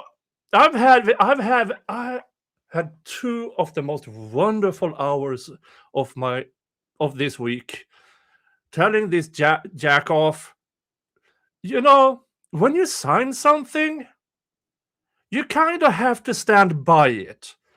You kind of take responsibility for it a little bit. Yeah, and this vacation postponement, that's not even in the collective agreement. That's the fucking law. So I had an interesting 2 hours lecturing this jack off about laws and stuff. So I'm in a great mood. So have you watched any of the third part yet? I listened to it and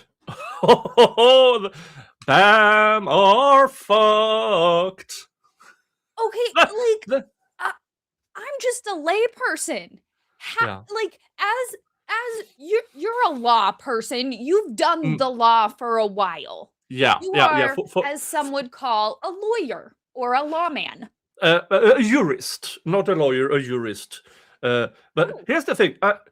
This is, I mean, I hate franchise companies because it's so damn complicated.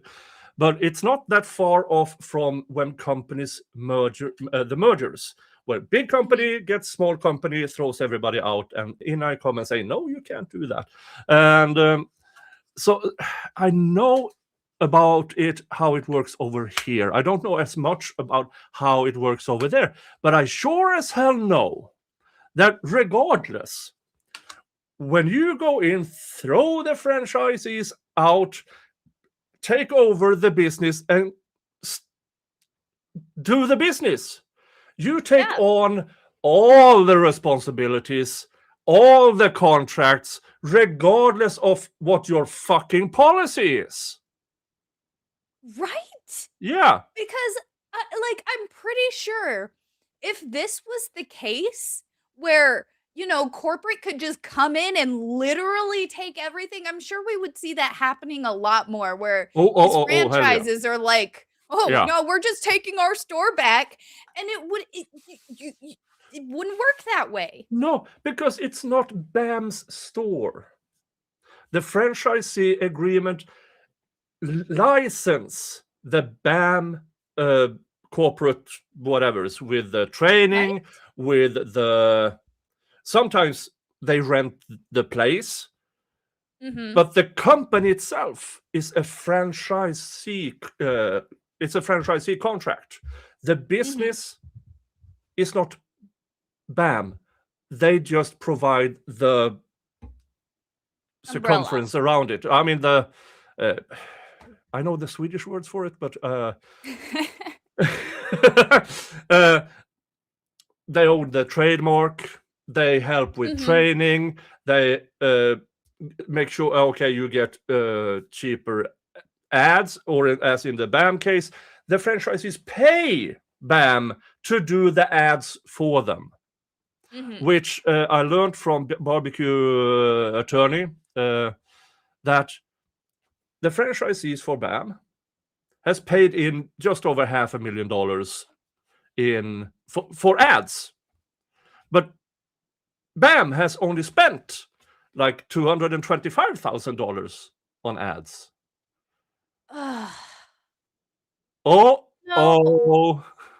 This seems like a pyramid scheme. This is exposing BAM in such a bad way. And as if I was a franchisee and I saw this was how our corporate was behaving and this was how our CEO was behaving, like, I would 100% sue corporate.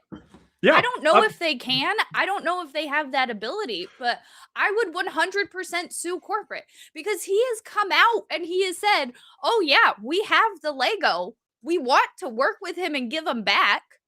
But then lies to a camera.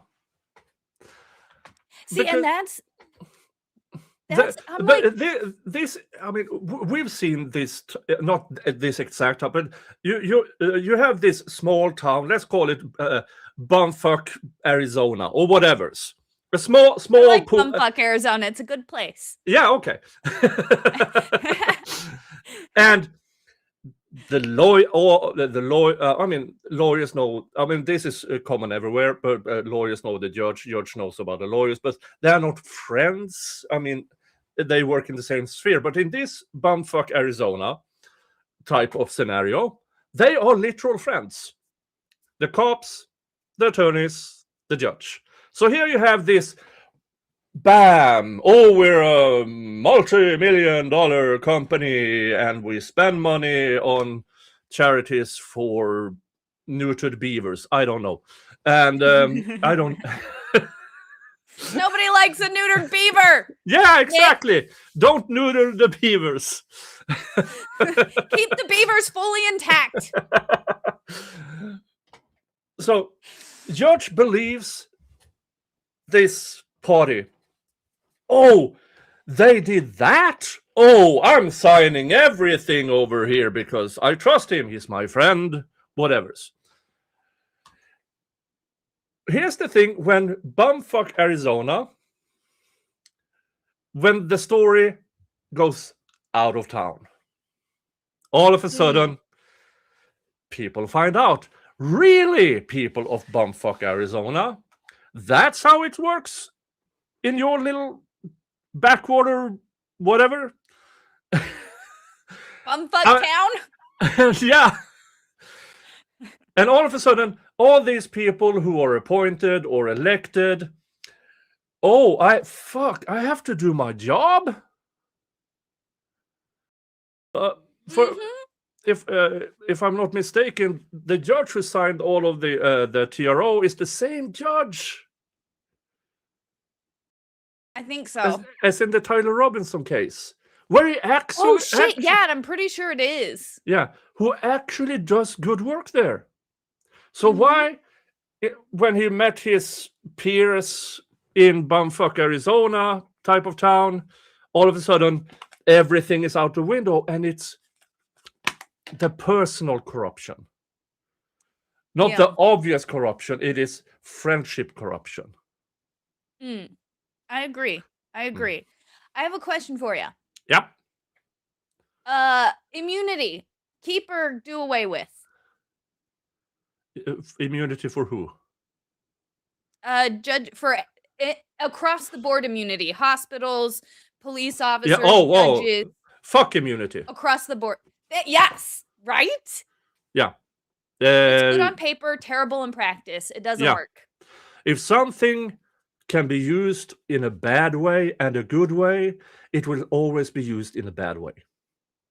I see. That is what I think. I've never been able to verbalize that, and I'm gonna take that because that's. I'm always like, it's good on paper, but it's not good in practice. Yeah. But that's a variant of Murphy's law. If there is two ways, and one of them is catastrophe, it will be catastrophe. That's Murphy's law. All right, so we're at the part of the video where Ben said he's in court and he said, have you watched the videos? The videos prove everything. And the judge was like, do you have the video, like from you entering and exiting the place? And he said, yeah, from when we stepped in the elevator going up to when we stepped in the elevator coming down. And the judge then immediately said, well, just because it shows it doesn't mean it doesn't show everything. Like, how is a judge? Are you going to be like, do you have a video that shows everything? And they're like, yeah, the video shows everything. And then you immediately turn around and you're like, well, the video doesn't show everything. I mean, just the fact that they said it unprompted. Yeah. See, then you have this bias. Yeah. It's bias. Okay. Oh, we might have been wrong. No, that can't happen. No. So they come up with this excuse that, yeah, well, it doesn't show, it might not show everything. Yeah. And then to not even be willing to watch it. Like, how is this legal? Because incompetence is very often not illegal.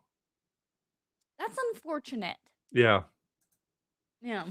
These are the type of people, you know, the bell curve of intelligence. You have the broad majority is in the middle, and then at the very end you have the stupidest and the smartest. Now, in between those, you have the I don't really know if I'm almost highly intelligent or almost very stupid. Those almost very intelligent, they will find out through their friends. But the ones who are almost very stupid, no, I can't be stupid. It must be them who are stupid. The Dunning-Kruger effect. Oh, good Lord. All right, let's continue this video. Yes, when your mother said you were special, she didn't mean the good kind. Good Lord. So where does this leave me now? Not only am I being charged with a bunch of mystery crimes in American Fork, Utah, but I'm also being charged with a second-degree felony up to 15 years in jail in Provo, Utah. And now that they have written proof that I'm committing all of these insane crimes against them, I mean, obviously Bricks and Minifigs just made up everything, but that's not how the court sees it. The court thinks that these are real. And for whatever reason, the court wouldn't let me share my side. They only heard Bricks and Minifigs' side. Ben's side was not in the room, was not heard. The court signed an order erasing his public... Ben went in without an attorney. And in this... because you have in criminal law, when you're charged, things go step by step. What Ben tried to do was, here's my story, when it wasn't time for his story. That would have come later, in a later hearing.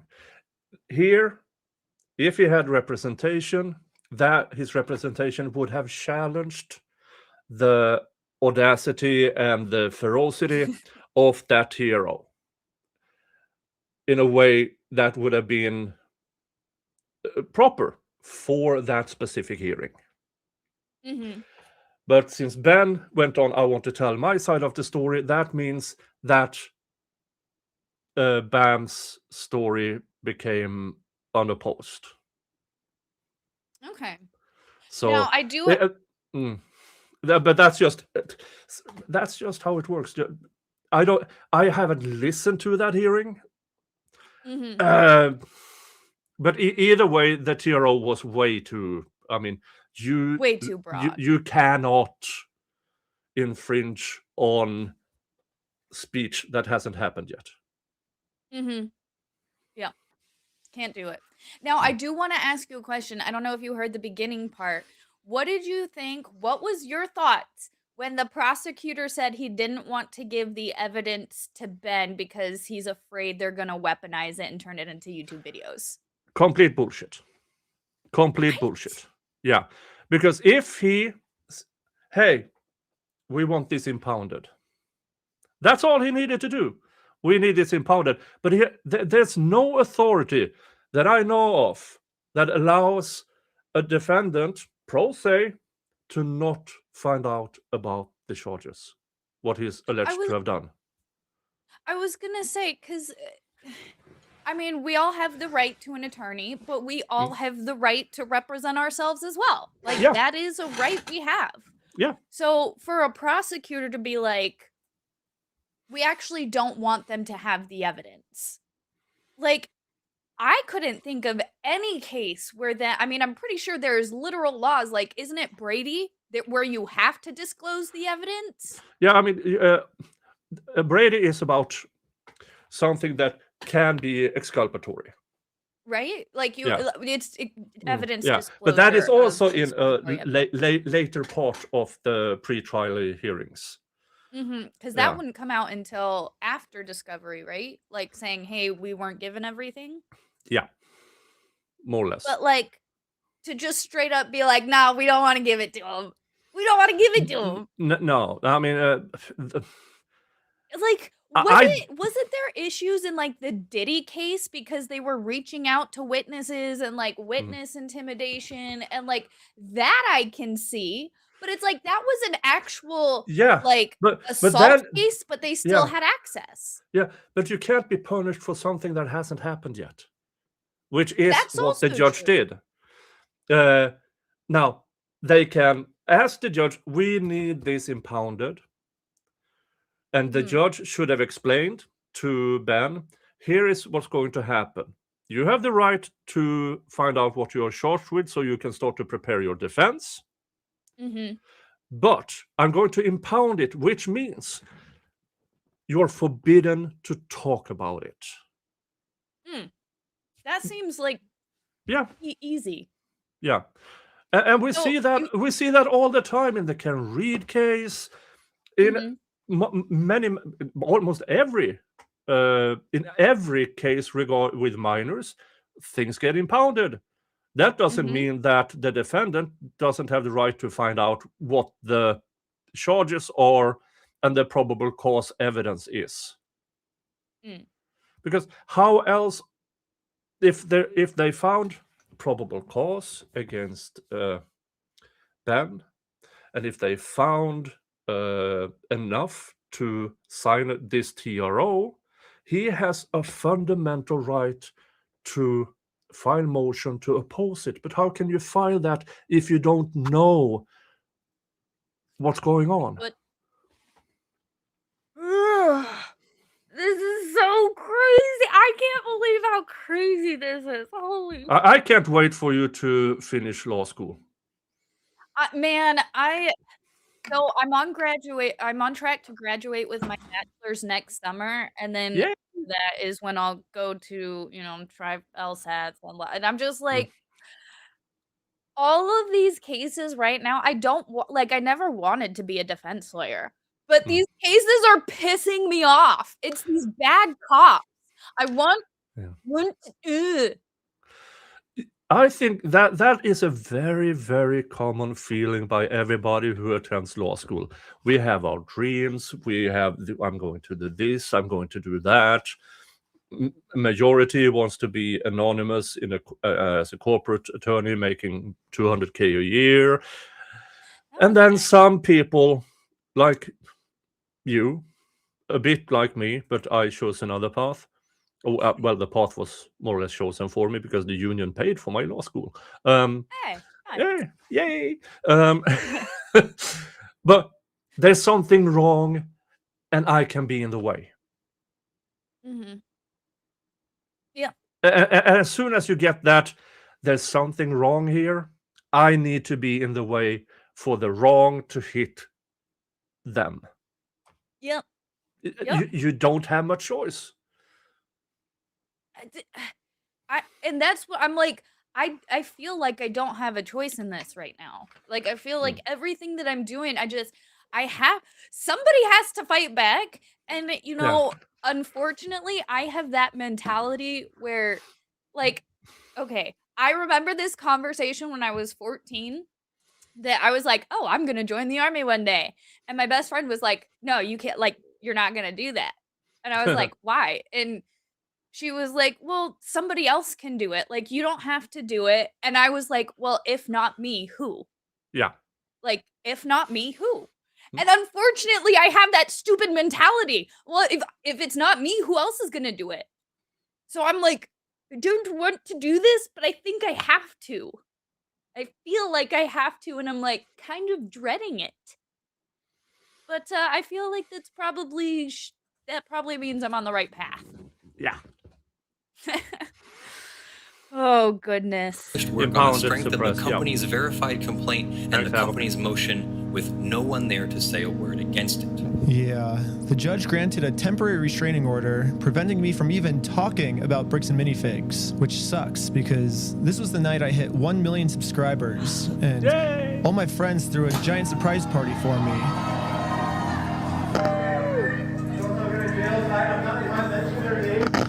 Yeah. Bricks and Minifigs gets to just keep spreading their lies about me, and I just have to sit in silence, and there's nothing I can do to stop them. It's crazy to think about how much public support I was getting. $200,000 Lego dispute. That's turning into one of the craziest legal cases and an internet crusade that is just exploding. A $200,000 Lego collection. This $200,000 Lego scandal is literally one of the craziest things I've ever seen. I think this might be the best video that I've seen. This is one of the crazier stories I think I've ever covered. Run by Mormons. Legos. Reckless Ben. Reckless Ben. It really seemed like the entire internet was uniting to stand up to this bully of a company. Bricks and Minifigs can stuff it. Brick by brick. Brick by brick. Brick by brick. It really did seem like we were right about to get the Legos back, but I was wrong. Now the court has silenced me, and it looks like all the work I put into this was just for nothing. I hate that he's this good people at were pretty upset that I was editing silenced and to make it seem sloppy, but it's so great editing. He is a phenomenal documentarian. Like, he is a phenomenal video maker. Because he has this. How do I say this as nice as I possibly can? He sounds a bit stupid. Yes, a lovable. But idiot, he is in this guy that's theater. Yes. He is insanely smart. I've been saying it since day one. I'm like, he is a modern day bard. Like, this is if we had bards like from the way before times, today Ben is a bard. He's a bard in spirit, and like the way he's able to communicate his stories is highly captivating, is highly entertaining, and he does it in a very put together way. I will make a comparison here. David Attenborough. No, everybody loves listening to him. Nobody thinks he needs help. Ben sounds like he needs help. And people help. Mm-hmm. Yeah. Yeah. It's insanely clever. Insanely clever. Like, not only that, he's got a good vibe about him. He plays that genuine character very well. And again, it could all be a character. We don't know. I don't think or it is. He just has an insanely good editor. He has a very good editor, and he's just very good at his craft. Yeah. He is very good at his craft. Yeah. He deserves that 1 million subscribers easily. Oh yeah. So do we, people. So do we. Have you subscribed yet? Yeah. Make sure, if I have any mods, drop Nick's channel and drop my channel and subscribe, because we are on our march to 1 million subscribers. Yay! We're only like 997,000 away. If I grow at the same rate, I will reach it in 2250. That's a little, far, but we're working. We're working on it. We're working. Decided to protest. Brick by brick. It sucks that I'm not even allowed to be a part of this movement anymore. Brick by brick. Brick by brick. Or maybe I can be here. I just have to be in disguise. This is so stupid. It works. Me. I was gonna say, like, the rebel in me is like, fuck yeah, but the aspiring defense attorney in me is like, this might be close. This might be close. But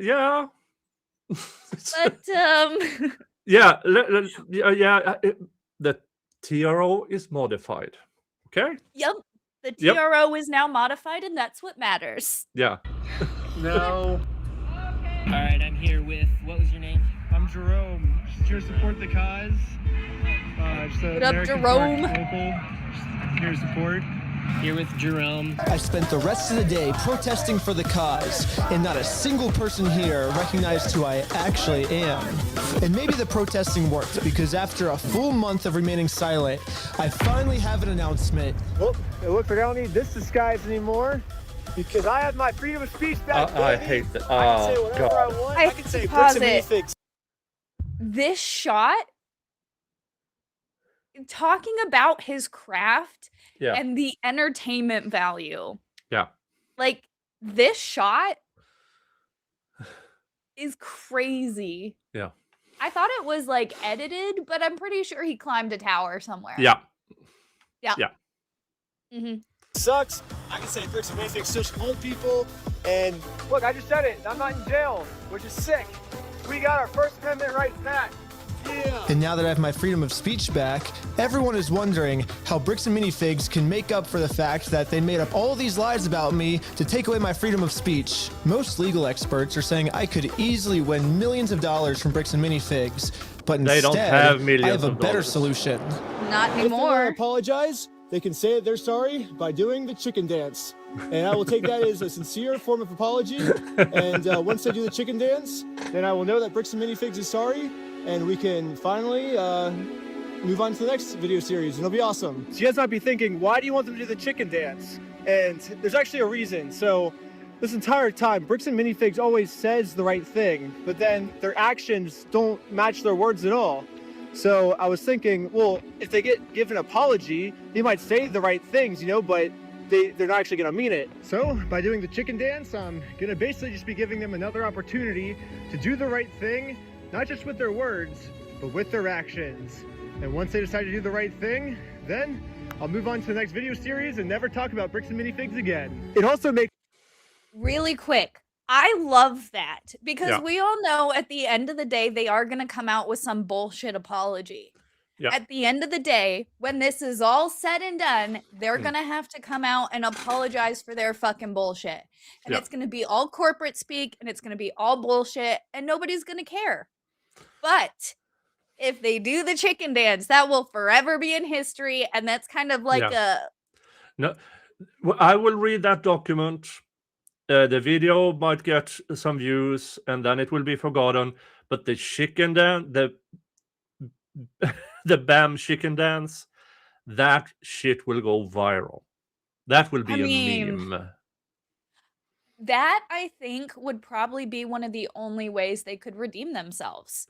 Like, if you were talking about, like, societal redemption in society's eyes, you might have to do the chicken dance and just fucking take your pride, suck it down, apologize to society and bullshit, and do your dance, and let's all move on.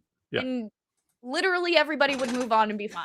Yeah, and then BAM can pray to whatever entity they pray to that the feds aren't looking. Yeah. Yeah. Because if the feds think you, did you pay the correct amount of taxes? Well, I'm pretty sure, like, their businesses, the McNeffs, have been in question. I haven't looked into it, but I've seen some stuff where, they've been kind of looked at in a shady light. So I have to look into that a bit. But yeah, the feds are now looking at them, and that's not a good thing. Sure to check us out at www.westealfromoldpeople.com because right now we have 2 new Lego sets for sale that you can buy right now. One of Joshua Johnson. Those were sold out in like seconds. Aaron McNeff. They were gone. We're only making 500 of each, and They once were those gone in 500 like of each seconds. sell out, Yeah. we're never making any more. And you gotta buy them now because someday they're gonna sell for like $1 million or something. They're gonna be collectibles. It's gonna be sick. Also, subscribe to Patreon. You'll get tons of behind the scenes, tons of extra footage, full interviews. Also, part 4 is coming soon. If you subscribe to Patreon, you'll be the first to watch it. And also, subscribe to part 5. Subscribe to part 6, part 7, all the way to part 100. We're doing 100 parts. My lawyer said if Bricks and Minifigs sues me, which they've still not dropped their lawsuit, then it'll be at least 2 years and 52 weeks a year. That's 104 parts at least. I love so him. Come back all the way till 100. Yes. That is wonderful. And like, oh my goodness. The the fact that he's like, we're gonna keep going. We're not stopping for as long as they're going. We're going. We're like, yes. Oh. Yes. Holy shit. Like, yeah. And it showed up on his video showed up. It said, "Oh, this has been up for 2 hours," and it was at 150,000 views after 2 hours. Yeah, I saw it at about 2 hours on Wednesday. It was Wednesday night that I can't. Somebody sent it to me, and it was at like over 100. I'm like, this thing is a few hours old. Yeah. Let's see here. Where is it now? 4.3 million. A 47-minute video. Probably has ads every 5 minutes, which it should have. Yeah, I look at that. Wow. And that dropped on like two days ago. And like, I don't know what time it dropped. But it was later in the evening, so it's not even like this came out Wednesday morning either. Let's see here what it says. Dun dun dun. It's only said it was posted yesterday my time, but it only said July 9th because I'm 6 hours ahead of you guys. Yeah. So Wednesday evening it dropped. So a day and a half, 4.3 million views. And here's a rough calculation. I think he makes about $10 per 1,000 views. I mean, he's making enough for a lawyer now. Oh yeah. And look, he's already at 1.5. So in the past month, he's already gone up. Well, I mean, he started, I think he was at like 90 something. And so he's gotten a lot from this. Yeah, but I mean, he's done other stuff that gone. Oh yeah. Somewhat. His Scientology shit. Yeah, I mean, he still had like Infiltrating McCamey Manor 3, 700,000 views. So I mean, he had decent. Depends on the Scientology. That was kicked. That's what kicked it off. And then I remember then he made the something... Scientology stuff, but I didn't realize it was the same dude. And Haunted House and a bit this, and then boom, Lego.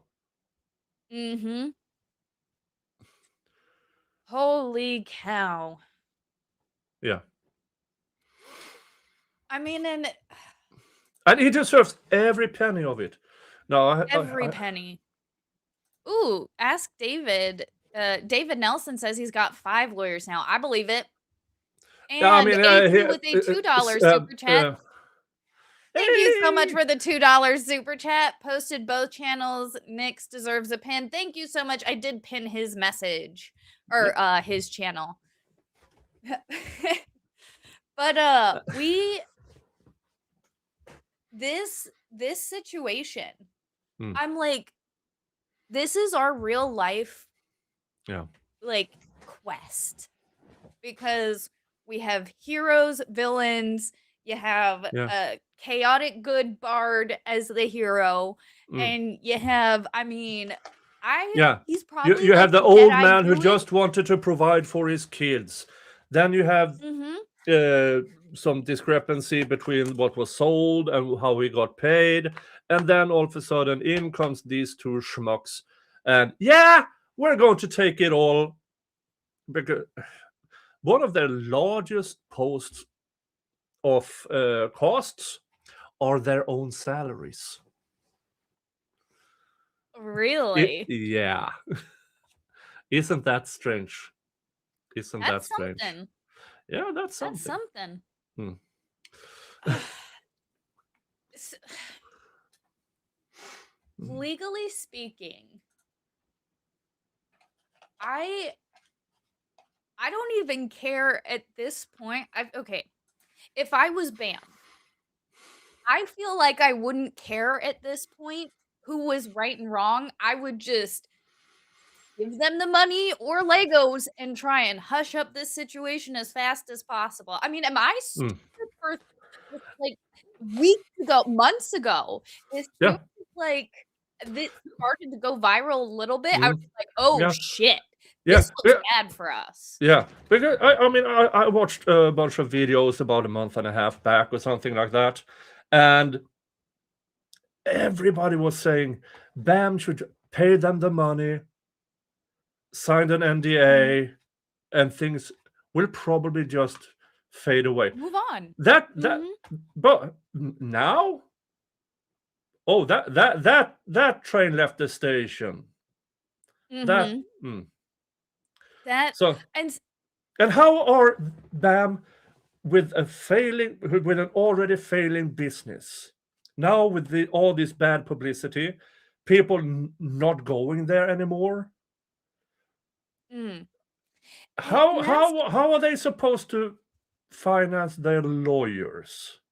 Because their lawyers are like the $2,500 an hour type of attorneys. They're the ones that make make as much money as I make in an entire year. In one sitting. In one sitting, yeah. How are BAM supposed to afford them? Because they brought the case, so no insurance.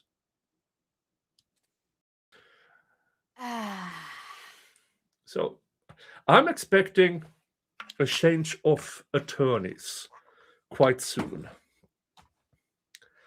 Well, see, from the beginning, I'm like, who is advising Dead IT Towel to speak? I'm like, whoever is saying that it's a good idea for him to go on all of these news things, I'm like, that lawyer, fire that lawyer and hire me. I'm not a real lawyer, but I can give you better advice than your lawyer is giving you, and that's to shut the fuck up. Yeah. Here's my theory. They paid this enormous firm about $100,000 up front.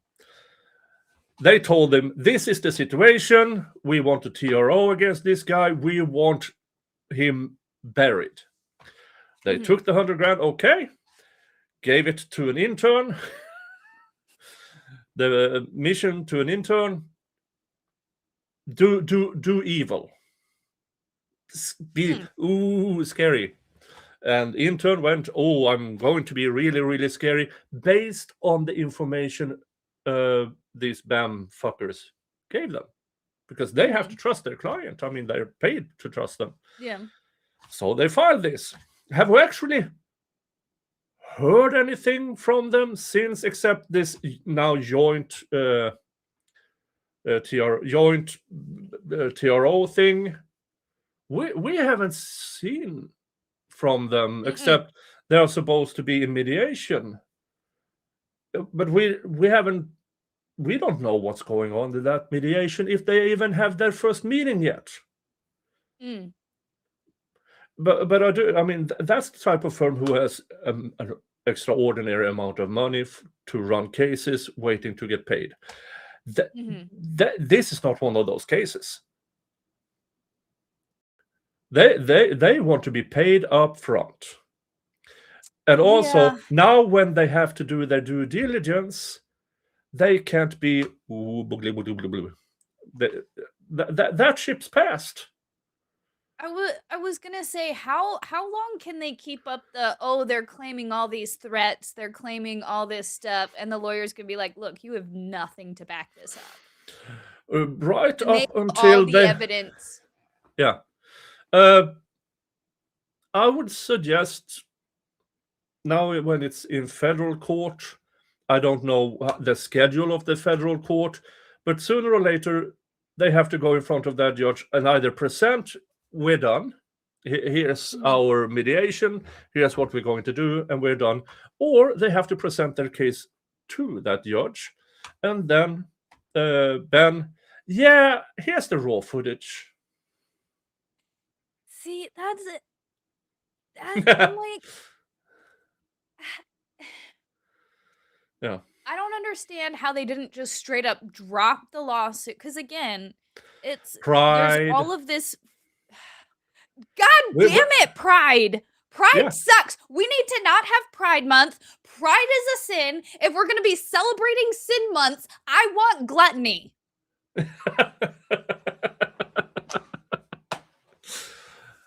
I want gluttony month. I mean, that's kind of like November with Thanksgiving, but still. Yeah.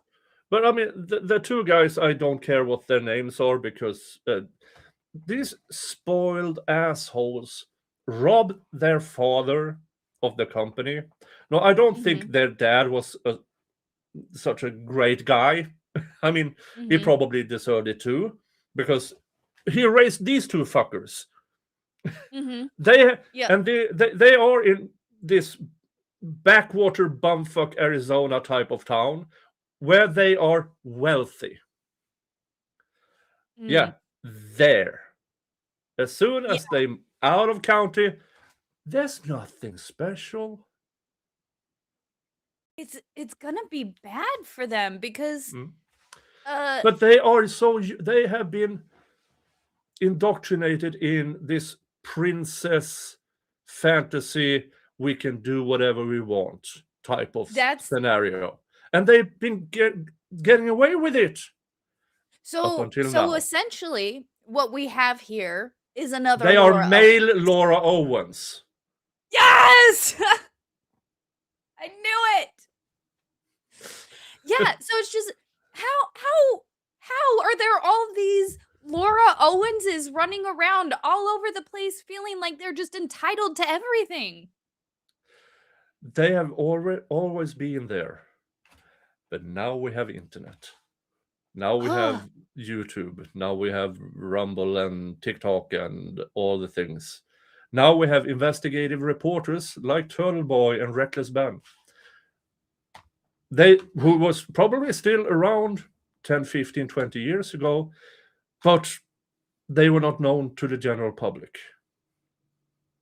Yeah, that's fair. I mean, that's fair because, like, you know, with Megan and Turtle Boy and all these investigative journalists where they're not on the mainstream media. All but like when I was a kid, all you had was the mainstream media. Today, we can go to alternative platforms to find, you know, stuff that they're hiding or not exactly exposing to the light. We can crowdfund somebody to go to a court and get the documents. Yes. That never happened before. Then you had to have a big newspaper with a fuck ton of cash who could hire somebody to sit on the doorstep and then call up and say, yeah, this case, this whatever case, I could get this, but it's like $2 a document. Okay, here's $100. Get us 50 random pages and write something about it. Now we can go.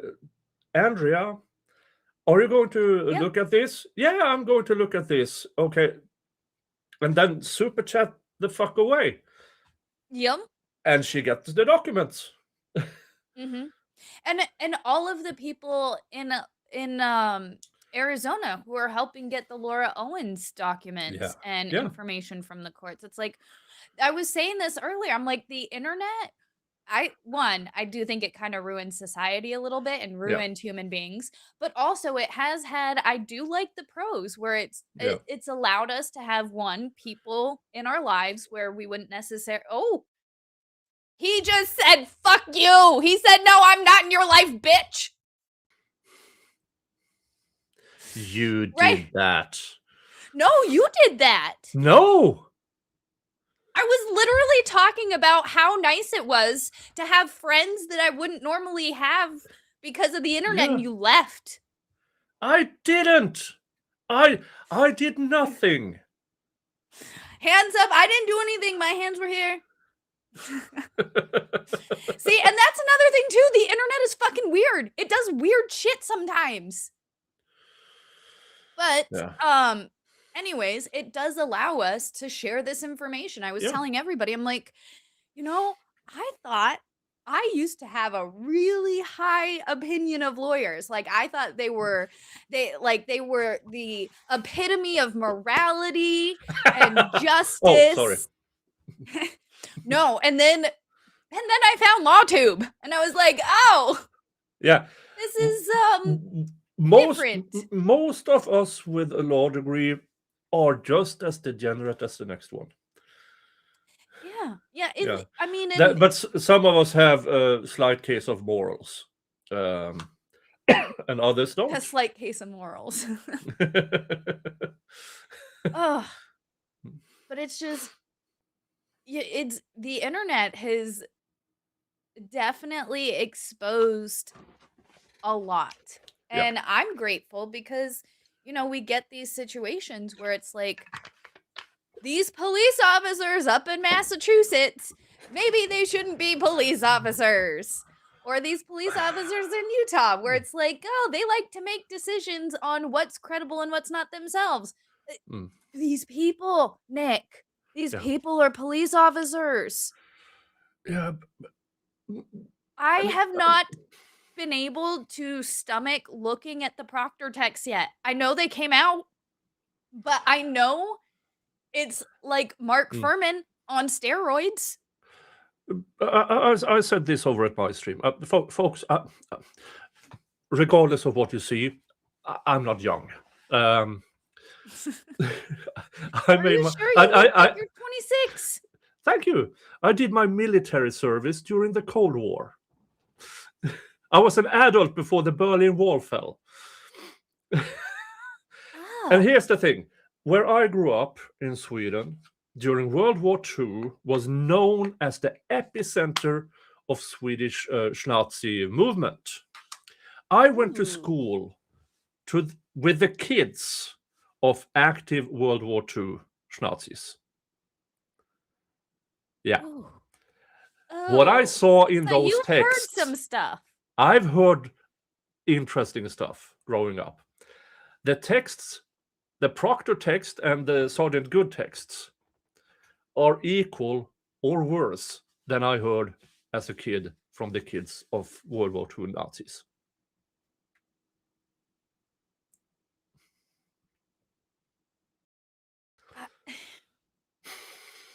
I don't understand, like,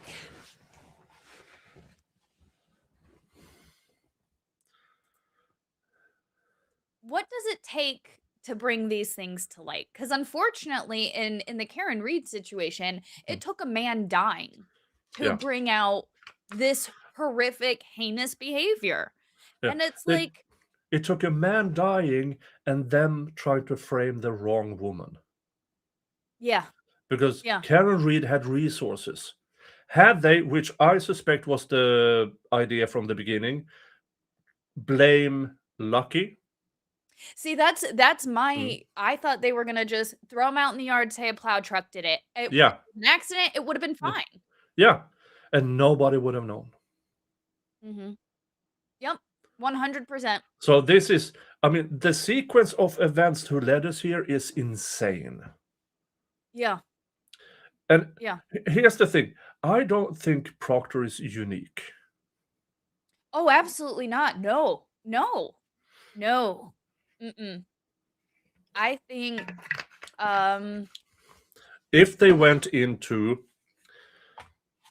50, let's say 50, for random bumfuck Arizona police departments, half of them, if you went in there saying, your personal phones in the bin, let's go forensically examine this. At least half of them would have at least one Proctor. I agree. And that, you can only do, I guess you can only do so much to try and weed that out, because I don't think anyone's ever going to be upfront about that kind of stuff, like in an interview. But come on, Sergeant Good was his superior, right? Yeah, sort of. I mean, they knew each other before Proctor joined it. And Proctor was denied position with the Boston PD. So they did somewhere in that background check something. They found something that made Boston PD say, "Oh hell no." Yeah. So we went then to MSP instead, who apparently background check. No. Which I thought the MSP was a lot more put together, I will say. Because I lived up there. I lived in Rhode Island. My unit was in Brockton. Like, my unit was in Brockton. I worked out at, well, we moved to Taunton towards the end, but like I was in Brockton, Taunton area. None of those tells me anything, but I believe you. It wasn't like, yes, there's always that, like, I don't know, man. It didn't seem that bad.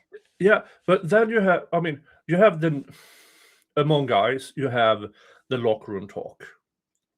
That's fair. Yeah, but then you have people like Proctor, who probably, I'm guessing here, can I say this? Made this is an inappropriate joke. Okay, I can go this far, and I can go that far. Yeah. And all of a sudden, he meets up with Good, Buchanan, Tully, and the rest of the degenerates, and we're all friends. That locker room talk, if it's recorded anywhere, it would make his texts look meh. Because when these people get together and think nobody's listening, yeah. And it's like, I don't know, maybe I just, because that's not how I could give a fuck less. As long as you behave like a respectable person, I'm going to treat you like a respectable person. Yeah. That's my standard. Just behave like a respectable person. I'm going to treat you like a respectable person. Yeah. I mean, normal locker room talk is about sports, girls, or lying about your size. I was going to say, I'm pretty sure, that's what I've always thought was, dick size and boobies. That's what I thought locker room talk was. Yeah. Lying about how many girls you've had, lying about your size, lying about everything. I mean, that's locker room talk. But bunch of dudes trying to lie each other. But it's bullshit. It's people bullshitting. Nobody goes in there and said, "Oh, I had such a rough day. Oh, did you? Here's a beer and let's talk about it." That's no. It should. That should be the real locker room talk. But no, that's not what's going on. So, and do you think it's the actual profession that draws these people in? Because you look at things like Utah and Mass, and it's these people that it seemed like where they want to have power, but they're too stupid to go into government or to actually do anything, so they just go into policing. When we do see these types of people, I feel like it's a personality type. Yeah. This, I'm going to prove I'm powerful by positioning myself where I can get hurt. Type of scenario, yeah, sure. I don't exclude it. Well, no, just to have that authority over people. So where it seems like they might not necessarily be the smartest person or the bravest person or the strongest person. So it's I'm going to go into a position of authority so I can exercise some type of power. I'm sure. Yeah, sure. I mean, it's like PDFs and teachers and coaches or priests. That's so because but or cops. Sandra Birchmore. I mean, that that youth police club thingy. That It's a see, and that's the thing. Like the Police Explorer program can be so good. My brother, he was a fire explorer from the time he was 13 until like he was 18, and he's still a firefighter. Yeah. Like the Explorer program can be so good, but then you get these fucking predators. Yeah, and it seems like the Stoughton police whatever club, it was a hunting ground. And sadly, these type of people look for these types of hunting grounds. And the Farwell twins and their boss, and who just passed that poor girl around. Like, yeah, that is. So yeah, I mean, degenerates will. You have these really bad degenerates who can't get a job because it's all there on their mind. And then you have those who can exercise some control over themselves, like Matthew Farwell, Michael Fosler, and that type. Yeah, they go into law enforcement so they can be the authoritative person that people trust, because as soon as they get people's trust, they get away with things, even though all the red flags have been there all along. They gain the trust. And we should trust police.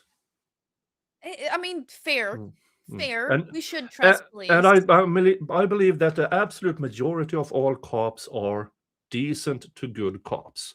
Problem is when they don't do anything about the bad cops. The bad ones. Yeah. I mean, and I agree with that 100%. Because like I said, my sister is a police officer. And I think she's a damn fine police officer. But there are just so many. And again, maybe it is just the internet bringing it all to light right now. That it's just like we need to do something, but I don't know what it is. Yeah, we can talk about it. Hopefully, it reaches somebody. And then something is done about it. It's like what do you call it? An oil tanker. It just goes right ahead. And as soon as it goes that direction, all the degenerates can jump on board and start to do things because it's always for. But the more people who said, no, turn around, eventually it will turn around. But it is an oil tanker from 12 knots to full stop is like 2 miles. It takes time and effort. Now, effort we have. We need time. And time isn't endless. Yeah. And, I'm hoping that, I don't know. I feel like because we do have this internet exposure and more people are exposed to the kitten. It's Podum. Look at the cute little Podum. Mr. Jingles. I fed Mr. Jingles and then he went out because it's I think one of the farmers around here are plowing or something, which scares the field mouse. And Mr. Jingles loves. That's good for him. Yeah. So that's great. And at least most of the time he leaves the field mice outside. Not always. Yeah. See, thankfully, all my cats are indoor cats. And thankfully, I've never had a mouse problem, and I am. But we do have an outdoor cat, and she's presented us with a mouse once, so I think she does the majority of the lifting. Yeah. Mr. Jingles is the only cat on this because he chased his brother away. So 1 cat, 46 acres. I don't have a mouse problem. Nice. The problem I have is him bringing in half of baby hairs. You're hungry. He doesn't know if you're eating for yourself, so he has to hunt for you. He's trying to help you, man. Yeah, I know. But it's such a mess. And one time about a month ago, he brought in a baby hare. Oh. And it wasn't dead. Oh no. So the moment he dropped him, it took off with all the injuries and poop and yeah, that was the time I deep cleaned my house, because that went everywhere. Yeah, it's bad when they don't kill it. Like, yeah, I feel so bad. We had one time the outdoor cat. She was playing with a little baby hare, and yeah, how you can't just reach in there and like pull it away. Nah. Cats are brutal, man. Yeah. Cats are vicious. Yep. But I don't have a rat problem. I don't have a mice problem, and I apparently don't have a hair problem as well. All right. Well, I think we will wrap it up about here, because we've been going for about 2.5 hours, which that's a good Friday show right there. Yay! And I need to have a nap after work so I can do the fundraiser later today. Are we drinking on the fundraiser? Well, of course. Duh. What am I thinking? I'm sorry. It's duh. It's the slightly buzzed. It's the slightly buzzed show. Fridays 5 p.m. Today is a fundraiser for the veterans, Donor's Choice. So I'm not promoting any of the organizations. It's up to the donor. The donor shows receipt, mail it to me, DM it to me, or ask me to send you the link, and you can show me directly live. And after a certain amount of donations, I will spin the wheel of regrets. Hell yeah. Yeah. Now, I got the idea, because you know about the... I was going to say, do you want to explain the situation going on, why we are fundraising for the vets? Well, folks, tonight. There is a bit of drama going on. You don't say. No. Drama? Drama. This person, let's call her Schmess. Can we call her Fat? Yeah. That's what I'm just. It's just Miss Bingo Wings, Miss 1993. She's the only one I know who can applaud by doing this. No, she made fake Charlie Kirk merch, sold it. Her mod said, "You can't do that. This looks bad." She promised to donate the profits to a veterans charity.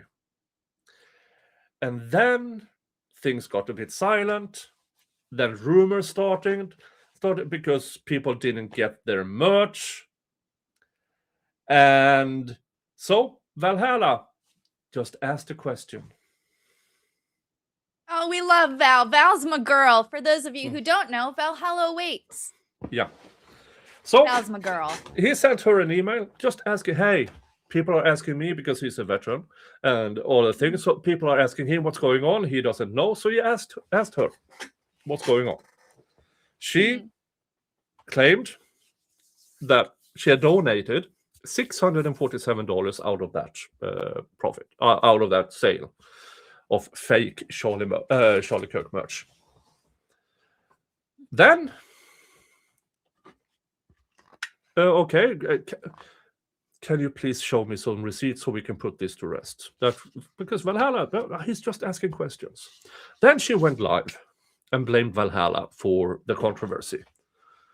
Mm-hmm.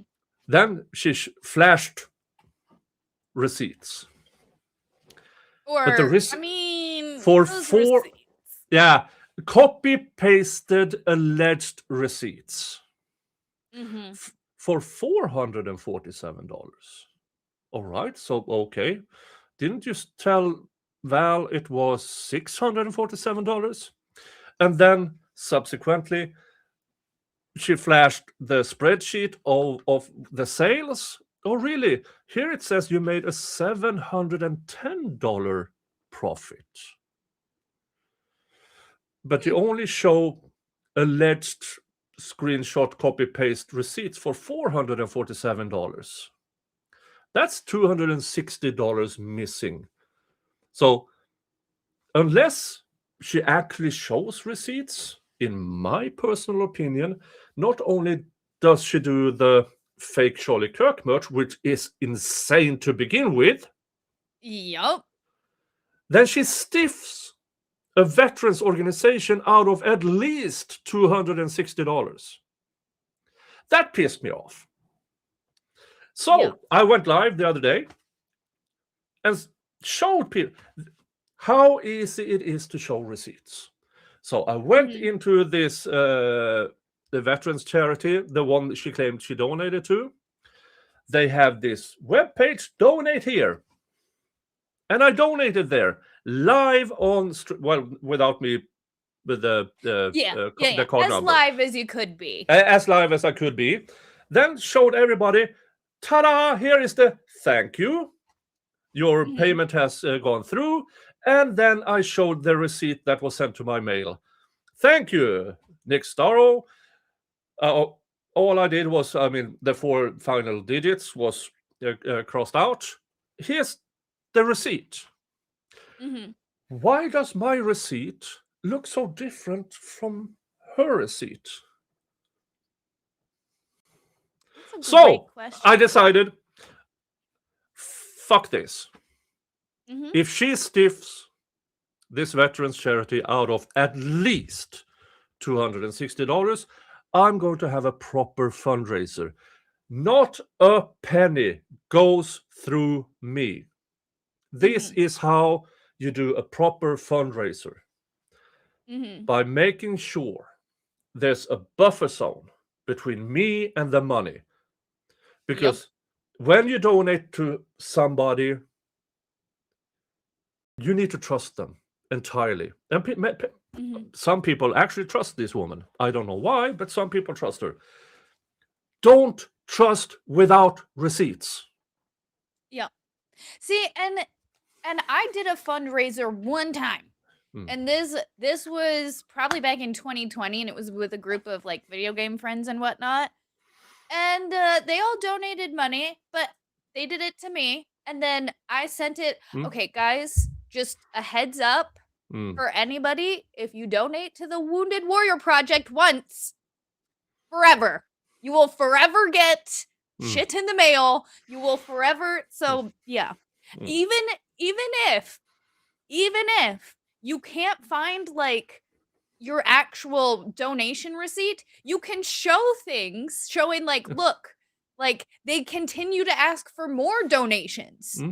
Like there are things you can do to, like, you don't have to show your bank account. You can show receipts from the organization. You can show emails from the organization that say like you did. Thank you for your donation, where it's not showing how much you donated. Granted, that does help, but at least showing like that you donated at all. Yeah. Like at all. Yeah. Just the thank you for donating. Yeah. Ta-da! There it is. It's because you will get a receipt from them, and then they will contact you forevermore. Yes, and I will say I made 2 donations to the Innocence Project. One about 2 years ago, another 1 year ago.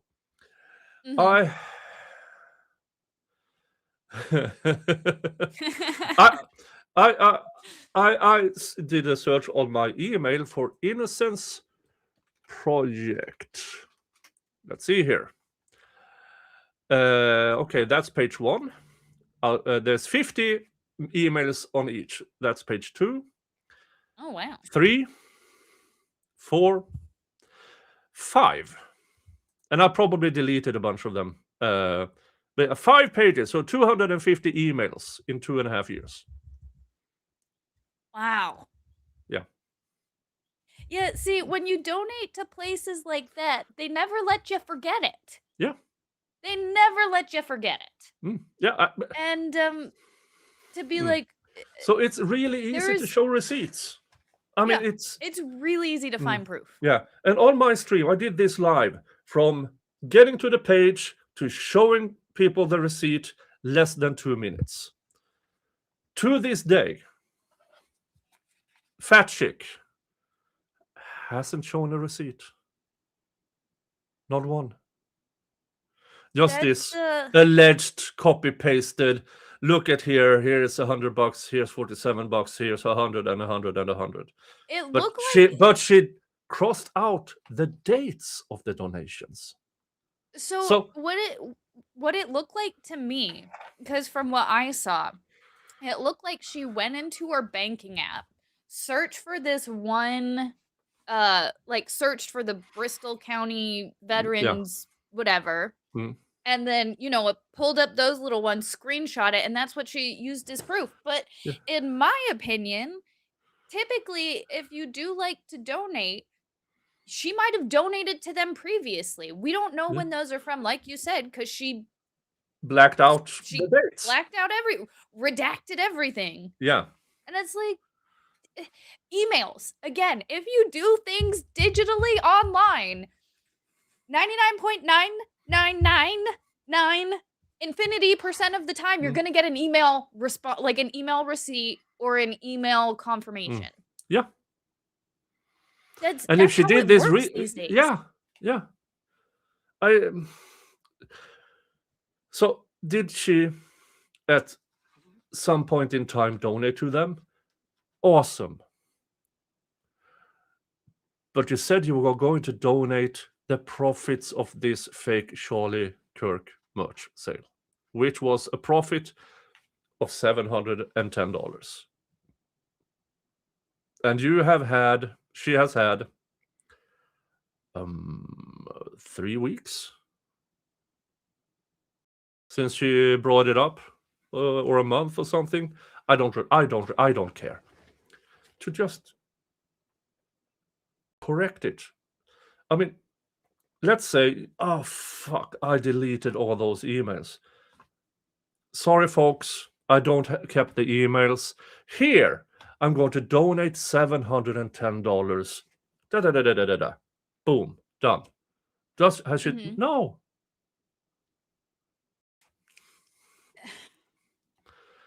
So that's why, because she stiffed a veterans organization out of at least $260. I'm holding a proper fundraiser today, 5 p.m.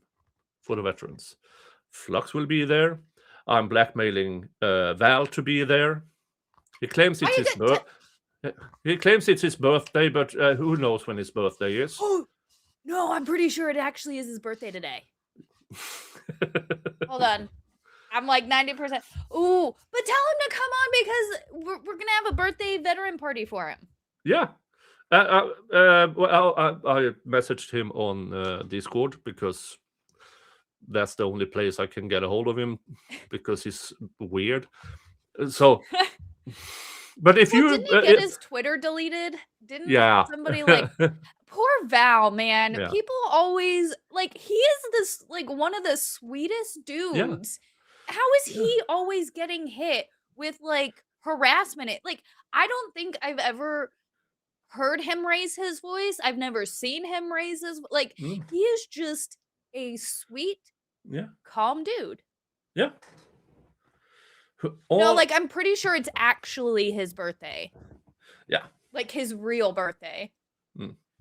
Yeah. I know it's his birthday, but I don't take Blau's birthday, and I said, sure, your actual birthday. Wink, wink, nudge, nudge. Yeah. And folks, if you are a veteran and you want to come on my show and tell me your story, contact me via DM on X, email me at, let's see here.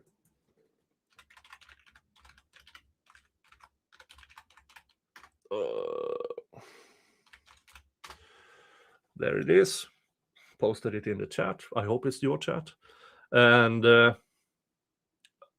come on the show. Tell me your story. I think you post. Well, I don't see. It'll pop up in the chat. Yeah, eventually. Let's see. I have to check here. Let's go. No, I couldn't post it. Oh, weird. It's Niklas, Nikl. Well, you weird English pronunciations. Niklas, Niklas.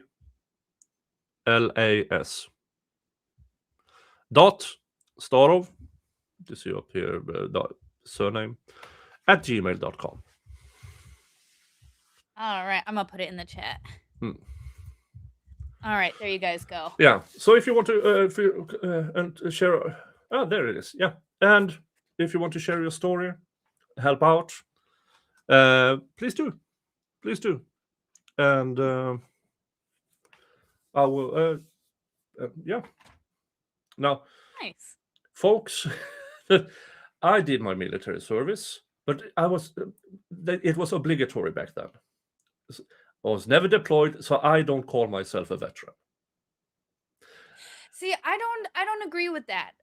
There are people who think you're only a veteran if you deploy to combat zones. If you volunteer and give up your body and your soul, but it wasn't voluntary back then. We were fighting the Soviets. But you gave up your body and soul, even if it wasn't deployed or whatever, for your country, and that makes you a veteran. Oh. But I still don't call myself that because it was obligatory. Now I have a position in case of war, but do you have even if there is a war that breaks out, do you still have to mandatory serve? Like you'll have to go back? Yeah. Well, not now. I'm too old. Oh. Yeah. I was like, Yeah. even now? Yeah, even now. Holy cow. I was like, they cap us at 8 years. Yeah, and the equipment I was trained on, that's museum pieces now. Yeah. All the vehicles I learned on are phased out. Yep. Yeah. I was trained, I'm in artillery on a Haubitz Model French from 1952. You know, I was also field artillery. Well, I was in field artillery units. Yeah. And I also trained in handguns, automatics, and machine gun. And since this was during the Cold War, I also had some intelligence training. Nice. Hell yeah. That's good times. You know, I was thinking yesterday, I was like, you know, when you're in the service, 90% of the time, you're dreaming about getting out. A life outside of the military, away from your superiors, away from the people telling you what you can and can't do all the time. And then when you get out, all you do is dream about the family that you miss. Yeah. If I meet a person my age, I've never met them before, but my generation, it was obligatory. Within 2 minutes, we are talking about the military. Oh, yeah.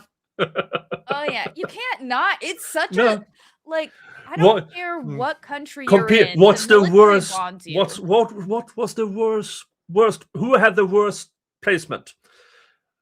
Who had the worst this? Who had the worst that? I mean, now over here we can't say, where we were deployed. It was where we were trained. I was trained up north, where the mosquitoes, where you could hear their wings flap. Ooh. More or less. I mean, it wasn't that. It was.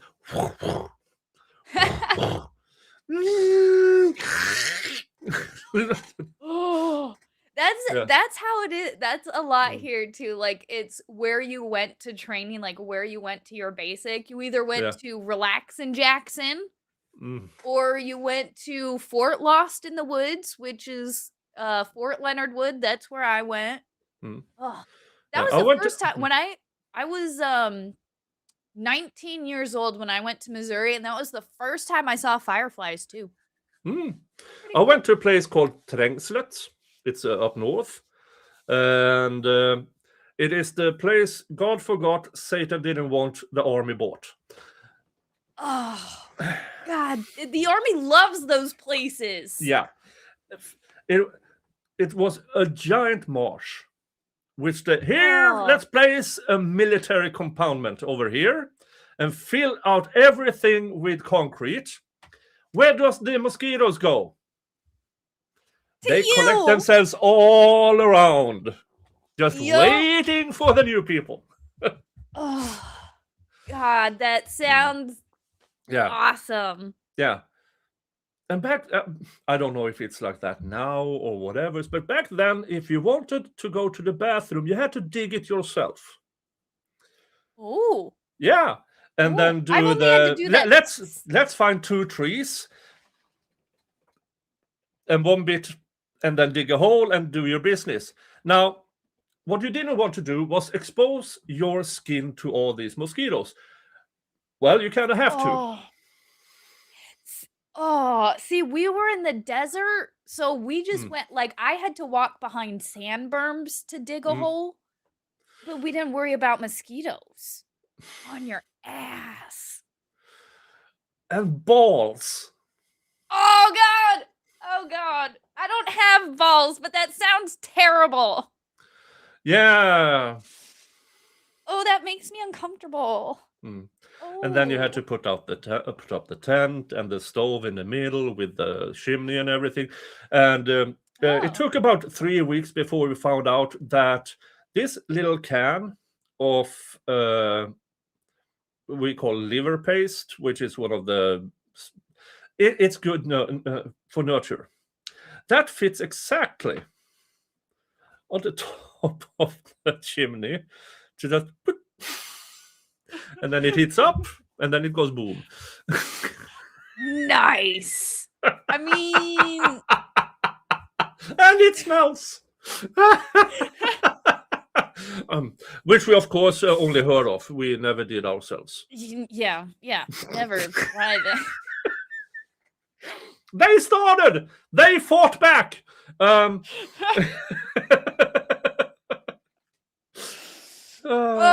goodness. Oh my God. So guys, if you want more vet stories, more fun times, check out Nick's channel tonight at 5. We'll be over there talking all military stuff and all that good stuff. Yeah. Raising money for vets. Raising money for vets. All right, my dudes. Well, don't forget, go over to Nick's channel, hit subscribe and like on this one if you haven't. Today we covered the Lego situation and I mean more of the drama going on the YouTube side a little bit as well, which that's always crazy drama. But my dudes, I will probably be back next week. I don't know if I'm gonna have any streams this week. We're still getting like severe thunderstorms here, so it's kind of up in the air with power. I think my neighborhood, we lost power on, I think it was on the 4th of July. 4th of July, we lost power. It went out at about 7:30 and we got it back at around midnight, but there were some people who didn't get power back until Wednesday. So we actually got lucky. But yeah. So tune in later today at 5 p.m. and I will tell you how to make a giant birch turn into a rocket. Ooh, hell yeah. All right, my dudes, thank you so much for hanging out with us today. Thank you so much for chatting. We will be back. I do think I got all the super chats. Let me just make sure. AP with the $2 super chat. I think I read it, but I can't remember. But we did pin Nick's channel. Thank you so much for that, my dudes.